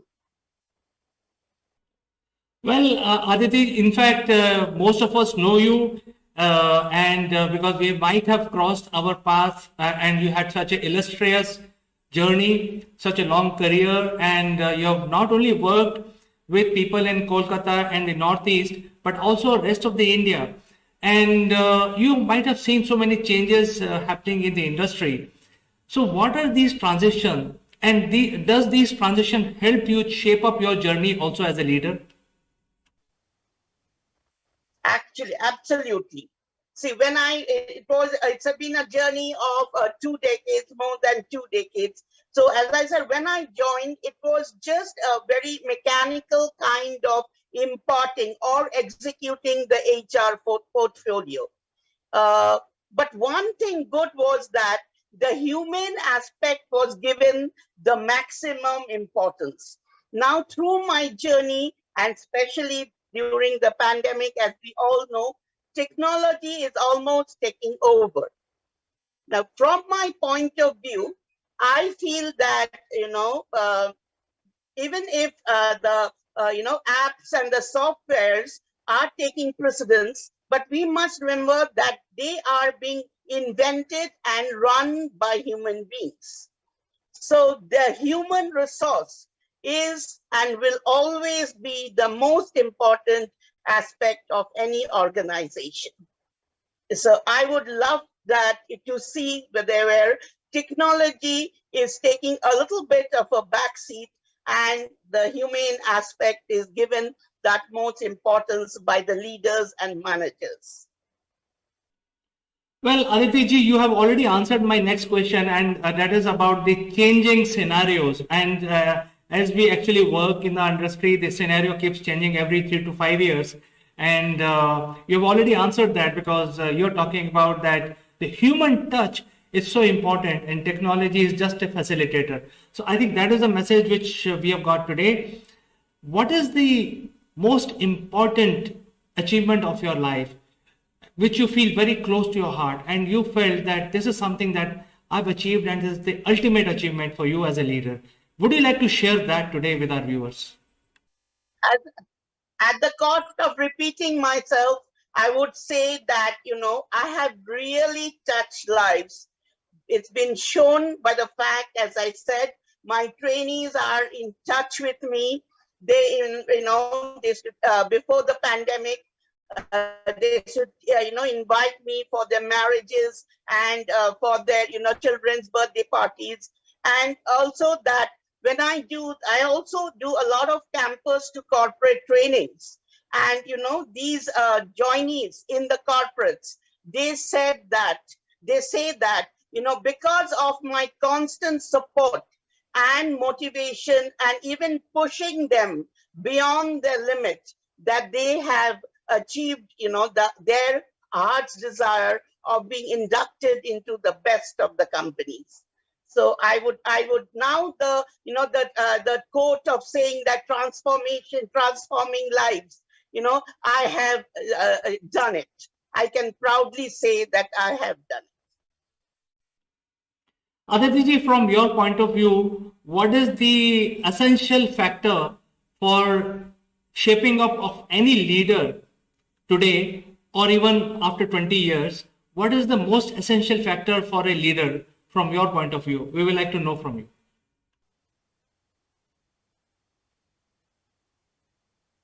As this is what I've been doing before. I'm into leadership training, and the pandemic has thrown open this aspect is empathy.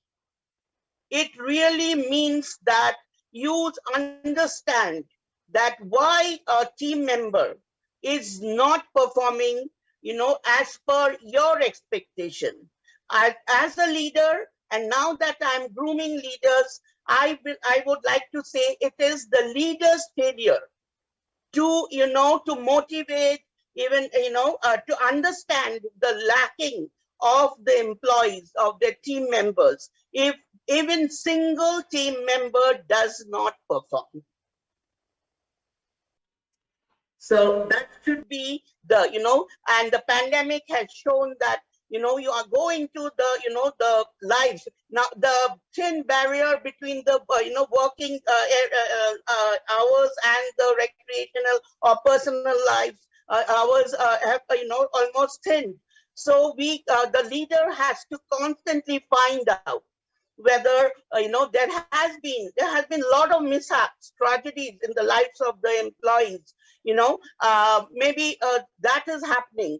Maybe a team member is insecure about the technology that the manager is expecting him to adopt and follow. Virtual meetings, virtual, submitting of the targets. These are a big challenge to those who are not tech savvy.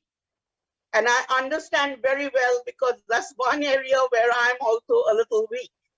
So the manager has to be totally empathetic and, not issue orders and then pull to task any employee. If he's not doing deliberately, that is different. But as a manager, you should be able to take all your team members to fulfill the ultimate target. Well, I think there is a lot of human side of it. In fact, working in an offline manner, the CEOs are now getting exposed to the personal life of their employees, and empathy. I think you mentioned these very powerful words, which is the human touch and empathy. So I think one question which is running in my mind is about how did you took the failure, because now you're training the leaders, you're training the trainers, you're training the go-getters, but in your personal life you have a journey as a leader. Did you had a failure in your life, and would you like to share what was the learning out of those failure, or one or two failure which is really which you can't forget? So something like that you would like to share? Yes. I want to bring forward that, work-wise, I've been always very sincere. I've adopted to changes, etc. But my physical, well-being has always been compromised. I have a big health issue. I have survived from, a near fatal disease. At the point where my, post-graduation was completing, I'd given, I wanted to go abroad for higher studies. I was given 72 hours to survive, right up to several, operations, right up to last year where I had COVID, and I took sessions from the hospital bed. So it has pulled me, it has been trying to pull me back.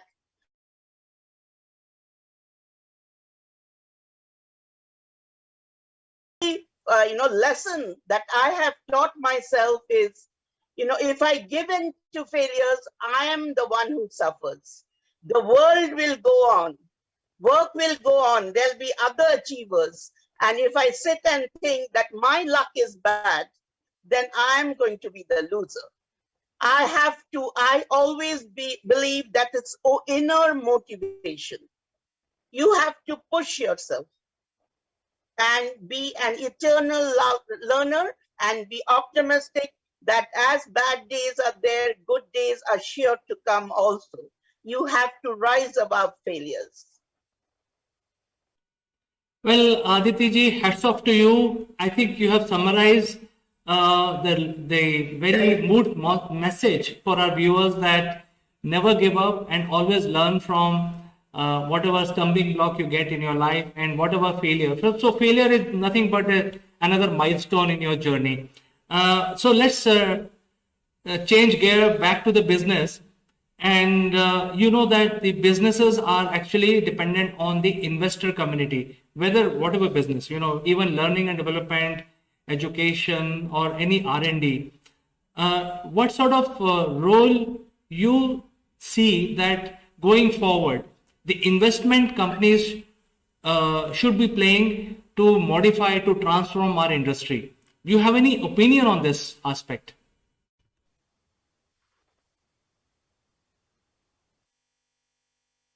Absolutely. I would tell, we have all seen that is investment is being carried on. Those who have adjusted, those organizations, especially the startups who have survived them. Another aspect of a leader, especially during the pandemic, which has been thrown up, is resilience.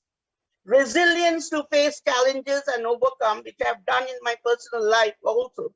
That they are showing that to survive further, they need investments.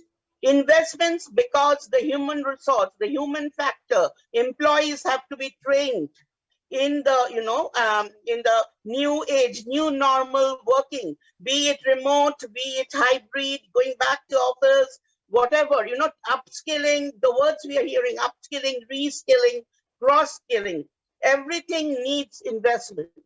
And those who I'm sure the crowdfunding has come to the forefront.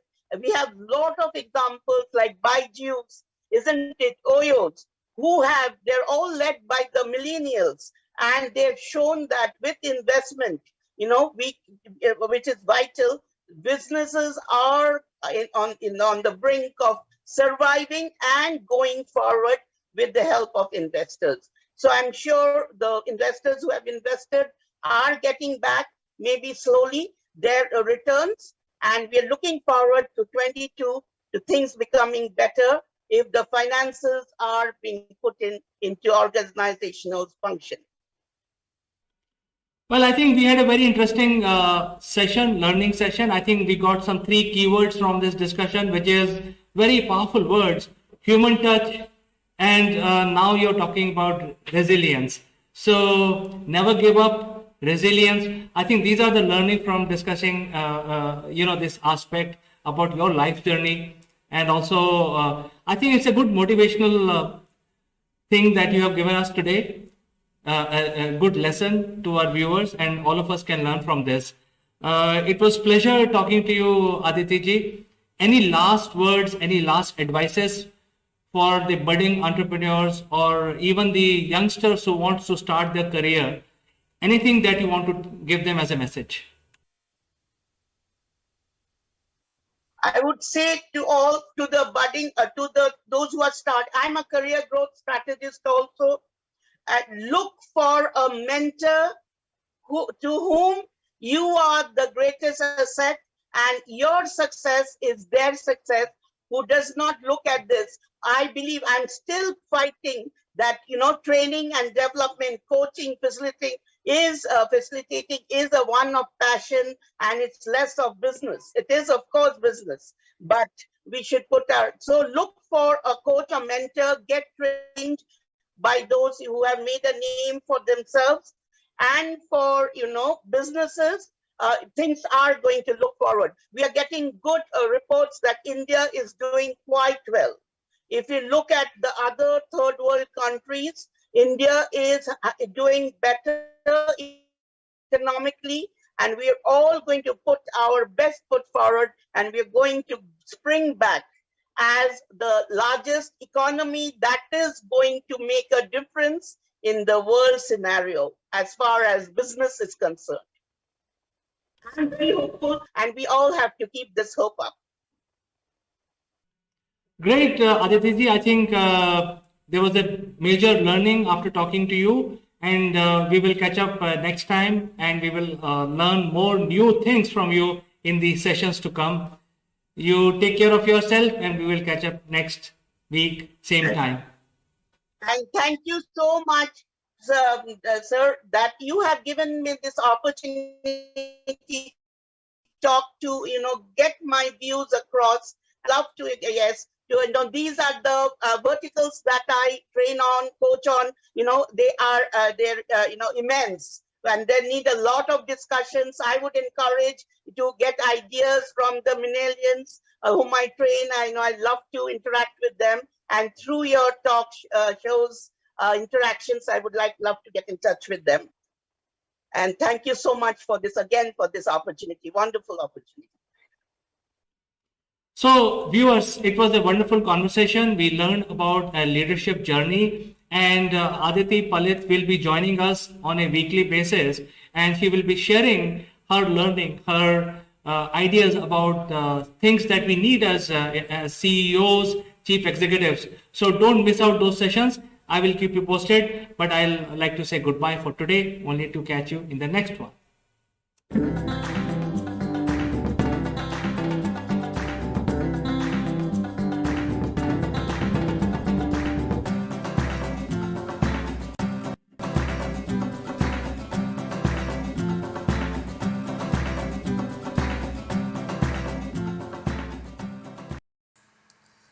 Hello friends, this is Chandra from Akulmach Technologies, and today I would like to draw your attention to the emails that your company or organization is sending to thousands and thousands and thousands of prospective buyers, and the return on investment on sending such emails is less than 0.0001%.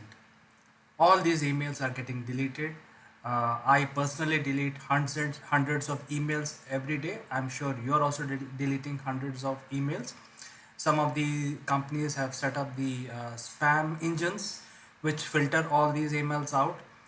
Yet most of the industry feels that this is the only mechanism to grow your business, by sending emails, by flooding somebody email boxes, by talking about your technology, your white paper, etc. At the same time, as a organization, we also need to understand what market needs, and it's not what we are selling. So we have to bring to certain agreement between the buyer or seller, or demand or supply, where we bring these two parties together, where the demand is fulfilled by the supply. And it is not necessarily means that you keep sending emails. By sending thousands and thousands of emails every day, every week, you start generating business leads out of that. The reality is the cost of sending 5 email today, in today's money, is more than $2 to $3. And then suppose you send 50,000 emails, probably you will receive responses from only 100. So the efficiency of the system is now going down. I think the time has come for organizations to look at alternative methods of generating your sales leads. Then another thing that has happened in the field, that is the emergence of Me Too service providers, because the cost of providing different services and different sort of new generation activities, the time has come to also rethink their strategy in terms of how all different companies want to position themselves. If it is sort of a Me Too email that is going out, the chances are your email will get deleted.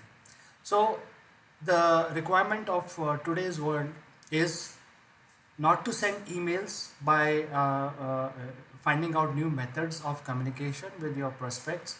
Number two, offer something which is very appealing, and it is not Me Too. So you have to look at what are you doing today, and where you want to achieve, and by doing these activities that you are doing to achieve your goal. So to order to address these issues, we have created a platform which will solve many of these challenges, and it will give you a platform which will allow you to be more creative. You can reach out to your clients without spending a dime. You can reach out to your prospects without collecting the client database, building client database, building expensive sales and marketing campaigns. You can still appeal to them. The platform website is listed here, as you can see where my finger is. So I encourage you to visit this website and explore. This is a very low cost method where you can reach out to your prospects. You can create a differential for yourself. You can be non-intrusive. You can be creative. You can come out with new methods of communication rather than sending a HTML based emails using your CRMs and so on and so forth. So with these small messages, I would like to talk few things about my platform. The platform has two main features. One is it allows you to share your success stories and your ideas of innovation and so on and so forth, which necessarily may not be related to what you're offering. Because if you sell yourself, if you sell your idea, it will result in a business for you where you can actually pitch in what you have. So you can actually think creatively and come out with an offering which is appealing to the prospects. So this platform allows you to do that. Second thing is it also allows you to your prospects to reach out to you directly without need of sending emails and building campaigns and building databases and so on and so forth. So it's a very, very intuitive method, low cost method to reach out to your prospects and also to your client. And it's non-intrusive, and you can come out with new methods of reaching, because you may think you would like to talk about your innovation. You may like to address your clients by way of a video. You would like to talk about your innovation in a group discussion, or you want to just write a lot of words and you distribute these documents. So all these things are available in our platform. So I invite you to experience this. Come to this website, explore functionality. Just in case if you have any question, reach out to me. My emails are also listed in the website, and then we can have a conversation. I will be more than happy to bring you on board. I will personally help you to get on board, how to use these functionality which are provided in the platform, and you can be more successful without spending a lot of money. So with this small message, I will look forward to you joining my platform, which will help you reduce your cost, increase your business, and it will give you avenue of reaching out to new prospects in a new way. Thank you so much, and I look forward to working with you.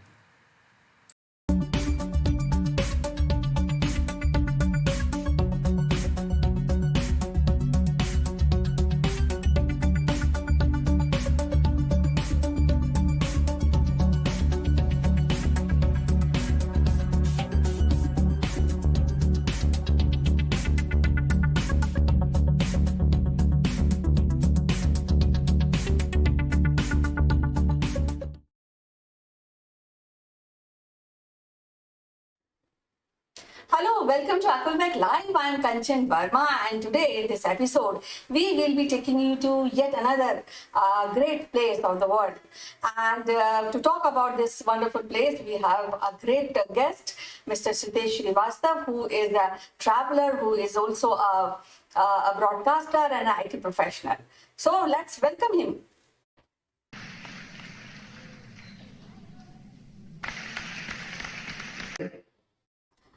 Hello, Sitesh. How are you doing today? Hello Kanchan, किया तबाह तो दिल्ली ने भी बहुत बिस्मिल, मगर खुदा की कसम लखनऊ ने लूट लिया। अरे वाह भाई वाह! हिंदुस्तान का शहर लखनऊ हिंदुस्तान का नवाबी हिस्सा है, यहाँ की हर दो दीवार नायाबी किस्सा है। कैसी हो Kanchan? How are you? I am fine, and I am so glued to this discussion today because Lucknow is a very wonderful city because there are so many cultures, so many streams, so many things which are associated with Lucknow. So I would like to know why Lucknow, which is the capital of Uttar Pradesh, is the capital of Uttar Pradesh. Why it is so important?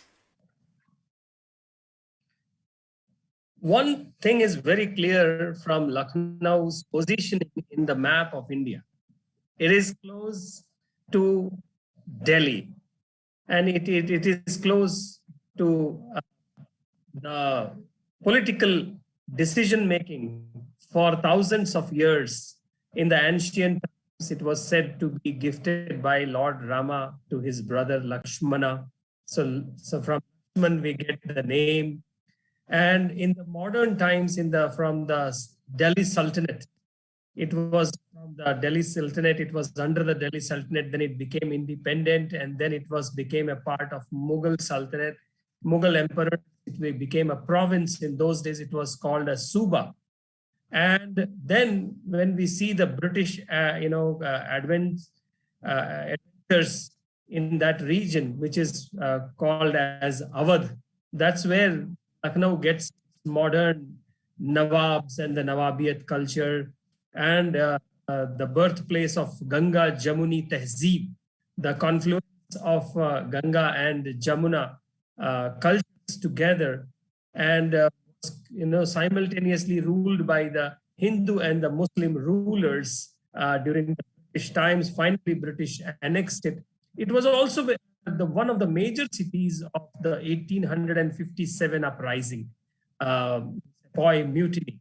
And it is also very important to note that the Lucknow as a city was also instrumental in some of the pivotal moments in the India's modern history, where Pandit Jawaharlal and Mahatma Gandhi and Muhammad Ali Jinnah, they came together, and the Naram Dal and the Garam Dal, they actually met in the Lucknow session of Congress, and they designed for a plan for an independent India. So yeah, I mean, Lucknow is a city, and you can see behind, it's an image of a Bhul Bhulaiya behind me, and it shows it as a layers, and this city can only be discovered through the layers.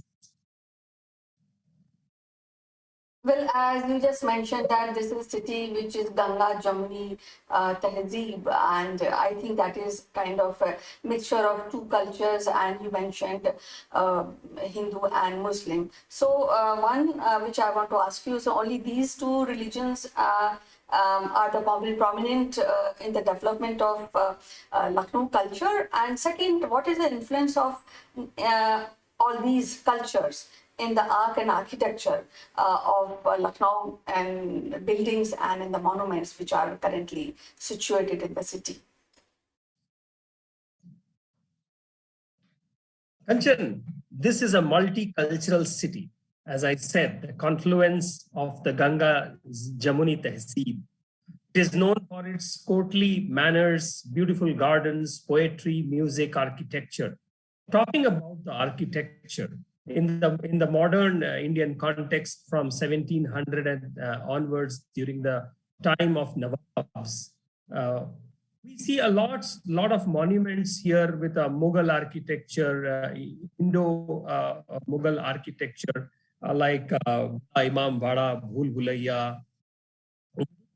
Imam Bada, the central hall is said to be the largest vaulted chamber in the world, and for the galleries, only the woodwork of the entire structure is believed to be construction of this grand building was started somewhere in 1785. And visitors are strictly advised to take official guides to enter into this. Shahi Bauli is another attraction here. There is a grand Asafi mosque is here. And that is Bada Imambara. Then we have something which is called clock tower or Ghanta Ghar, as it is popularly known across the northern India. So, Hussainabad clock tower is a clock tower in the city, and it was built by, around 1881 by Nawab Nasiruddin. And, and that time it is very strange to know that it costed only around 1.75 lakhs of rupees. And then we have also very important, aspect of one place called British Residency. And that British Residency was the, important landmark during the 1857 uprising, where almost like 3,000 British inhabitants took shelter during that time. And interestingly, Begum Hazrat Mahal, one of the wife of the last ruler Wajid Ali Shah, she was holding court in 1857, and she gave shelter and strategic places to the rebellion, and she is known for this. And therefore, Chota Imam Bada, Rumi Gate, Ghanta Ghar, there are lots of astronomy building. Some was also constructed by one of the Nawabs. Is actually a wonderful place for the historians as well as the architectural students alike. You just mentioned about Wajid Ali Shah, and I'm sure without I will not be able to continue this show without mentioning at least 2-3 lines about this wonderful Nawab of Lucknow. So, do you know about this Nawab? And I think he has contributed a lot when we talk about cultures and music of India. So, would you like to share some ideas about this particular Nawab, Wajid Ali Shah? Well, Kanchan, my earliest memory of Wajid Ali Shah goes to a movie from Satyajit Ray, Shatranj Ke, which I have seen a long back, and on Doordarshan, when Doordarshan came, started doing the color, positioning. The television in the color television India came to India, and I had seen Shatranj Ke Khiladi, which is loosely based on the story of Wajid Ali Shah, who is shown as great a patron of the arts, and lots of buildings and monuments and cultural advancement of the Awadh region and the Lucknow as particular. But at the same time, that movie also shows that how he kept on waiting for the British to actually finally annex the Awadh from him, Wajid Ali Shah. So one side, he is basically credited with the pinnacle of the Lucknowi tehzeeb or Lucknowi culture as such, but it was Wajid Ali Shah who actually gave it away to the British, and it was annexed, and he was sent to a virtual, prison in near Calcutta, and where he spent last of his lives. And while he was sent to Calcutta, it was one of Hazrat Mahal who took over in 1856, and she helped our 1857 rebellion. So yeah, thanks to that movie of Satyajit Ray that I got to know my first inkling about Wajid Ali Shah. Well, I just want to add here that Wajid Ali Shah is responsible for creating Thumri, Babul Mora, Nahiya Chuto Jai. This is something which is very popular, and it's been included in many of the Indian movies. So definitely, I mean, we have to really maybe do a show on Wazid Ali Shah, the contribution of Wazid Ali Shah in the music industry and music domain. Going forward, I would like to ask you now, Lucknow, definitely, it has lot of parameters and it's a vast city. And there are many type of people. As you mentioned, this is a cosmopolitan place. So, how this city becomes cosmopolitan? How this demography of this particular city emerged as today we see? So I would like to answer this by one another, Urdu couplet or sher. मासूम सी सुबह हसीन सी शाम होती है, यह लखनऊ है, यहाँ अदब सी रात होती है.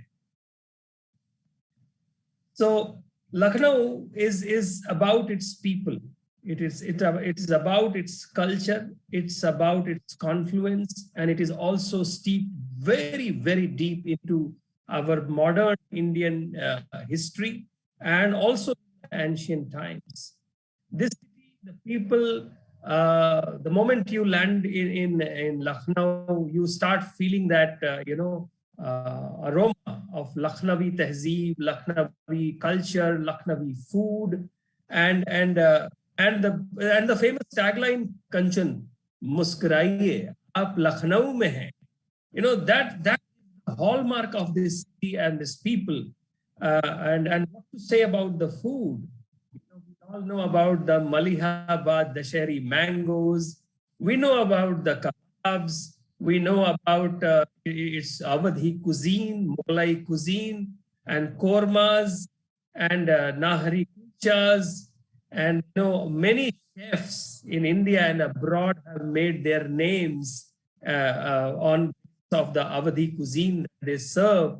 And so, I mean, where to start about Lucknow and where to end about it? I mean, you talk about chicken curry, chicken embroidery. You talk about zari and zardozi work.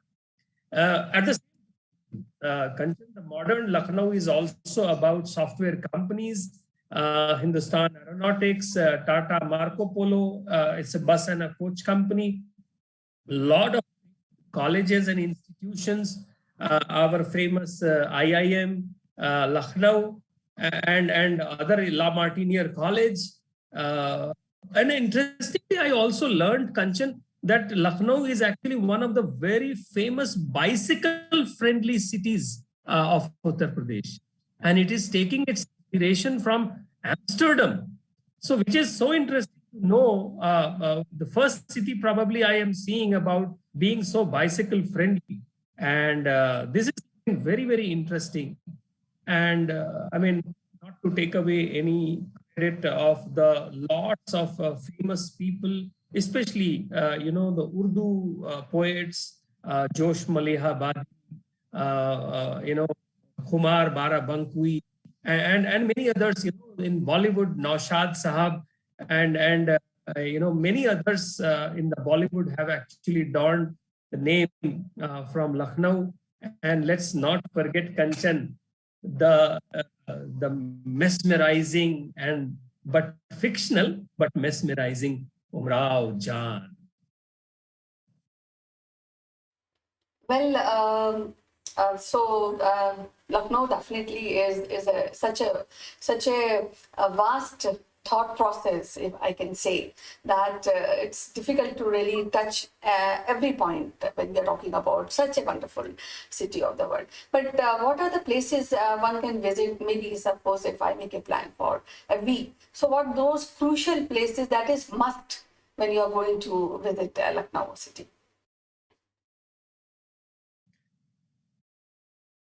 Yes. So Kanchan, as you know me, being a history buff, I start looking from a city from the precincts of the modern history, modern historical vendor places, modern monuments. Also, I also always go and see the ancient places just to stand there and feel how the city would have been in its glorious days. And as you see in the video, the various images behind me, and these are some of the images where I have stood there and I have just thought about the place the Lucknow brings in the Indian parlance, in the modern and the ancient history. So you can visit, Bada Imam Bada, Chota Imam Bada. You can also visit the astronomy center. You can visit, some modern places as well. There are, it has been a really coming up city with lots of modern, urban sites, which makes it almost look like any other foreign city in parts of the town. But the reality of this place, the reality of this place is in its infancy, is in its, what you say, exotic nature of people. People you will still find, reciting Urdu poetry, and there are a lot of Kavi Sammelans, a lot of cultural activities that happen, and and politically it is also very sensitive, Kanchan. It is as we know, capital of Uttar Pradesh, just around 500 kilometers from New Delhi. So it definitely is a great political center of modern India.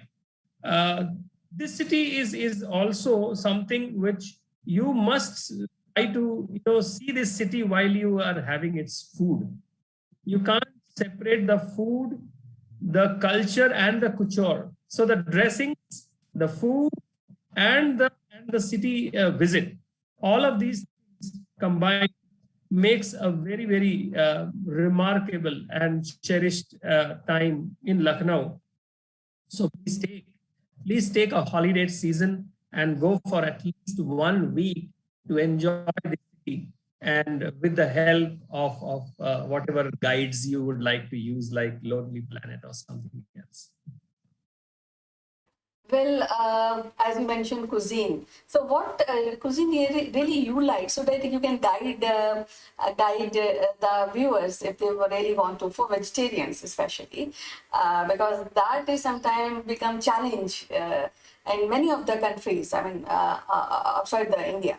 But I'm talking about Lucknow. So, what is that you really prefer that they should ask for when they are in Lucknow? Well, Kanchan, this is all about Awadhi cuisine. This is all about the special cuisine of Uttar Pradesh, and especially about the Awadhi cuisine. And therefore, there were the royal bawarchis or chefs, or there were rakabdars, the royal chef. There was Awadhi cuisine that was developed by them.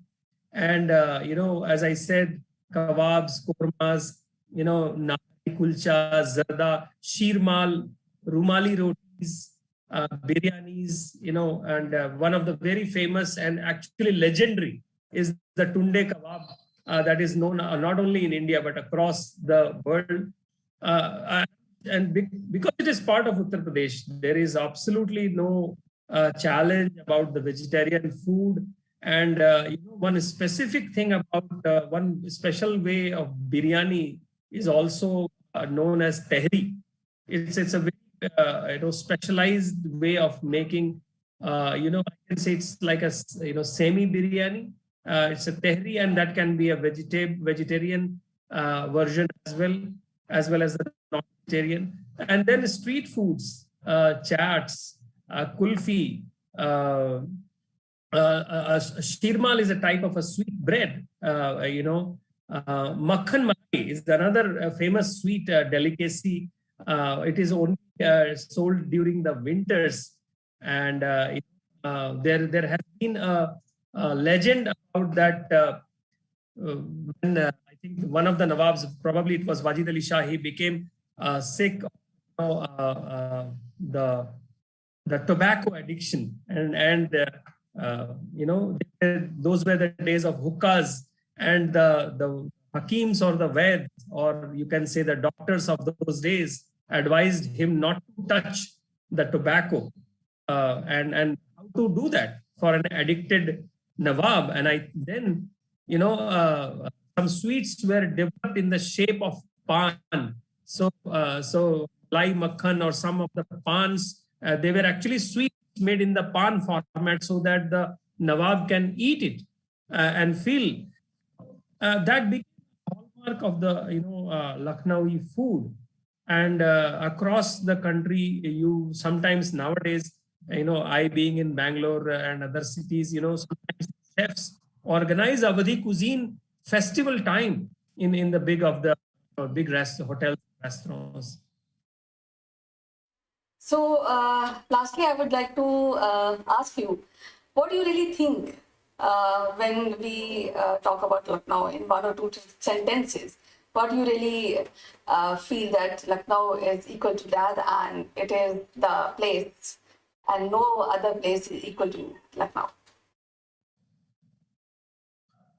Well, Kanchan, this city, as I have stressed, is a city of modern India where the modern India was shaped, which led to the fall of the British in India in 1947 and the Congress session. Ram Prasad Bismil, our great freedom fighter, who was who was put on to trial for the Kakori conspiracy. That was in Lucknow. He was later charged and hanged in Gorakhpur prison. So this city is a very, very fascinating city, modern city. But this city's originality is in its sophistication, the polished attitude, the polished language. Pehle that is the hallmark of this city. And all I can tell you, Kanchan, while we are at the end of our show, that मैंने मोहब्बत की दुनिया नहीं देखी है, मगर लखनऊ सा शहर देखा है. That's all I can tell you, Kanchan. As usual, it is so wonderful to talk to you, Sitesh. We'll be meeting again with some other city. Till then, bye-bye and you take care. Thank you, Kanchan. Have a lovely day ahead.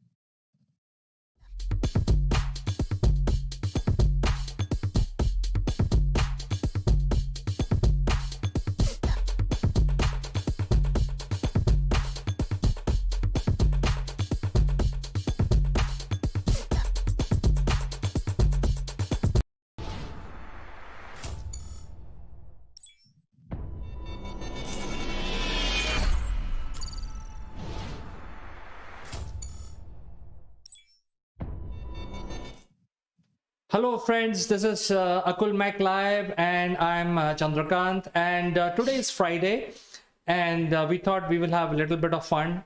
And when we talk about fun, I think we are trying to see, understand the common problem that all of us have, that is honking, and what this honking tells about your personality.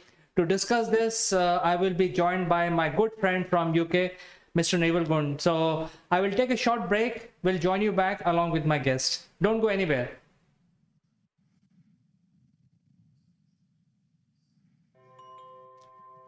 Hey Naval, good morning. How are you today? Good morning, CK. Good morning, everybody. Beep, beep. Beep, beep. Have you heard that today already? I have, and I haven't even been in the car. I've heard it from my study, where people just put their hand on the honk or their foot on the honk or whatever it is. So today we're going to be talking about being a happy honker. CK, are you a happy honker? Come on, Naval, I'm an Indian. I love to honk. You know, honking is in my blood. I like to honk for no reason. Well, the thing is, there is a reason, you know, and well, I don't think we're going to talk about the reasons today, But the thing about it is, when you look at people that do, press the horn, because it's a warning system. That's what it's supposed to be about. It's supposed to be telling people around you to wake up, or have a look at what's going on, because you may have missed it. So it's being a friend to other people. I mean, that's the starting point of this. It's that being aware, helping others be aware. Something's happening. You've seen it. Maybe the other person hasn't seen it. Does that make sense, CK? It's an early warning system? Well, technically it is an early warning system, but we honk for no reason. I've seen people on the signal and their thumb is always pressing after every 5 seconds, pee, pee, pee, pee, pee, for no reason. They are so desperate to get out, and they want to, so desperate to ask the driver in the front to get out of the way immediately, just get out, I need to go straight, and the light is still red, they keep honking. So I think what you said technically is right, but when it comes to practice, it is not so right, Neville. Well, right or wrong, people honk. And I have noticed that the way people honk these days is changing quite a lot, really. Certainly in India, when I was out there, it was almost like it is part of your right. It's in the statute books. If you don't honk, there's something wrong with you.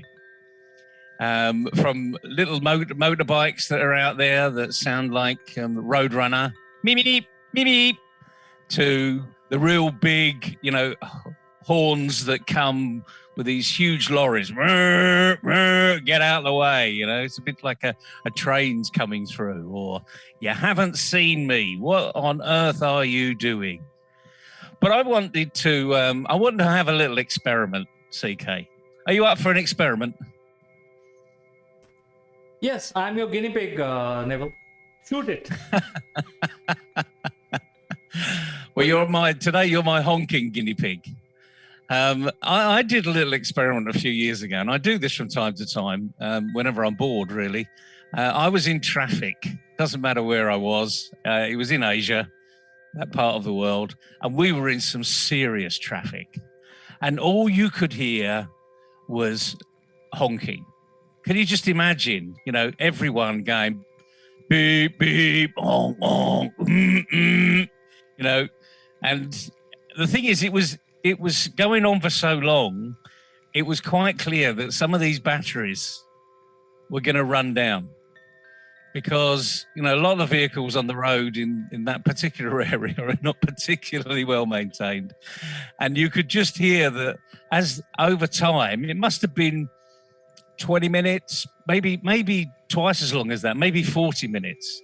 And you could actually hear some of the noises be muted. You know what it's like when a battery starts to run down, CK? And so I said to the driver, I said, let's just have a bit of fun here. And the driver was up for it. I said, do you know any popular music that you could, play out on your horn? And he said, I've done this with my children. It was a foreign language, so I had an interpreter. I've done this with my children before, and we've had a bit of fun. I said, okay, well, let's have a bit of fun now. So he just started to play a tune on his car horn. And it was really quite amazing, because as the tune became more repetitive, the people around our car sort of started to look over into the vehicle I'm hearing something that's got a melody now. It's not a me, me, me, me. It's got some form of melody. And what happened was they stopped beeping their car. They took their hand off the horn. And more people were looking round. And the driver was having so much fun. He was adding the drums to it as well, bashing away on the steering wheel and hitting the horn. So he was having a whale of a time. So he was almost like a busker, a one-man band in his car with just this one horn, which had one tone. And then what we noticed, after 2 or 3 minutes, other people started to join in with the same tune. So it was almost like there was an orchestra playing in that one area. And of course, as lots more people join in, the noise goes up, and it was deadening out all of this other honking that was going on. Now, we didn't get out of the car and walk, a quarter of a mile up the road to find out if anyone else had started in. But the fact of life is everyone started to have a bit of fun, and they were smiling and laughing, and all the angst and aggravation about being stuck in traffic had been taken away. So have you ever done that in the car, CK? I've done it many times with the kids, and they love it. Have you ever done that in the car with your kids? No, Neville, I have not done this because in India, what you get is you have a horn in the front, and you also have horn with connected to the reverse gear. So there are all kinds of melodies, you keep hearing, and these reverse gear horns are very melodious. It will play some famous Hindi movie song, and so some states have banned these reverse horns, but then there are 29 states, 1.3 billion Indians. You can't stop everyone. So honking is a big part of our culture, I think. Honking is a culture. Yes, I've heard all of these. Be careful. This vehicle is reversing. This vehicle is reversing. Beep, beep. This vehicle is reversing. I mean, we get them all the time, really. And again, it's just a reminder that these are warning systems. These are warning systems. But if you're going to be stuck in traffic in future, just have a little bit of fun. If you really do feel as though you should be beeping away, then beep away to a tune and just see what happens to the people around you. I mean, I'm regularly, when I'm stuck in traffic, I don't beep away, but I'll have my music on.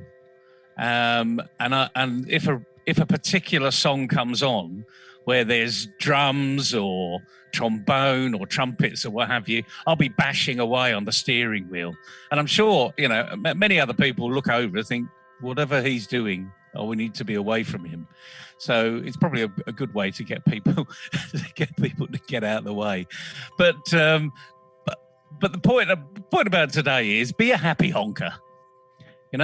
Because most people I see in vehicles where they've got the hand on the horn, it is this red lights ahead. I mean, you can't go anywhere, but they're taking frustration out on it, and you can see this sort of anger in their faces.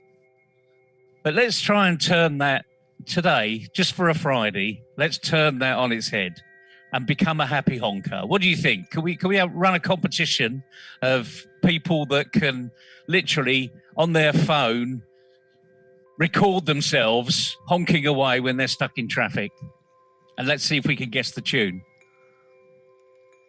Well, that's a very good idea. In fact, this session is live, and people who are watching, they can actually submit their clips if they have. Otherwise, they can submit it later. I think it will be very interesting for involvement of people. And I think most of the people are honking. I think they're used to honking. I'm sure there are a lot of motor mouth kind of videos people would have. They can submit it here and we can have a little bit of fun. But I think you made a very important point. I think on a serious note, when you see people honking, what it tells about their personality, I think that is something also is important, because people honk in a different way. Sometimes it's frustration, sometimes for no reason, as I said, and sometimes for actually sending a warning signal.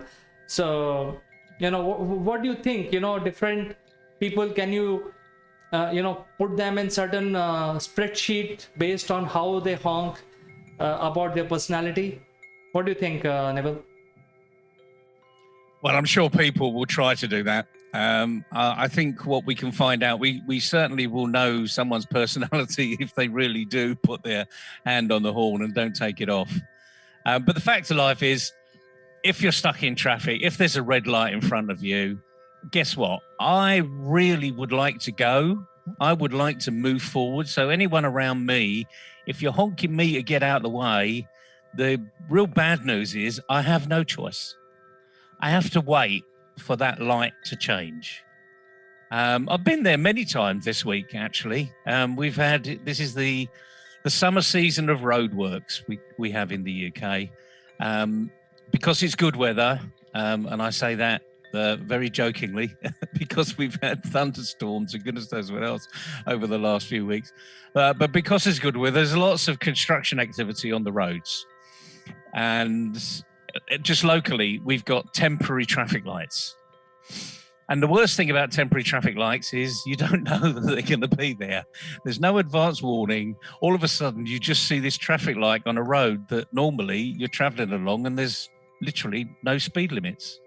Well, no real speed limits. You know, you're going along at the usual 30 or 40 mile an hour, depending upon what the local requirements are. But on my road, it's a 30 mile an hour road. And you just don't expect to see a traffic light in front of you. Anyway, the traffic lights were there. And regularly, you know, even when I'm in the car or I take a walk around the corner every now and again, I will see people beep the person in front because they hadn't noticed the lights changed. And some people are so fast at getting on that honk. You know, our lights go from red, amber, and then green. So the red amber is green's coming, you know. But as soon as sometimes the red amber goes, I hear people get on the horn. You know, in other words, wake up in front. You know, it's about time you're moving. I'm a very important person. I need to be somewhere. You know, get out of my way. I've paid my taxes. I've paid my road tax. I need to be on my way. And that's the reality of what we've got here. So you can sort of extrapolate someone's personality by their horn behavior. So why not have everyone being a happy horner or a happy honker, as they say, or as we've just decided to call it, the new hashtag. Are you a happy honker?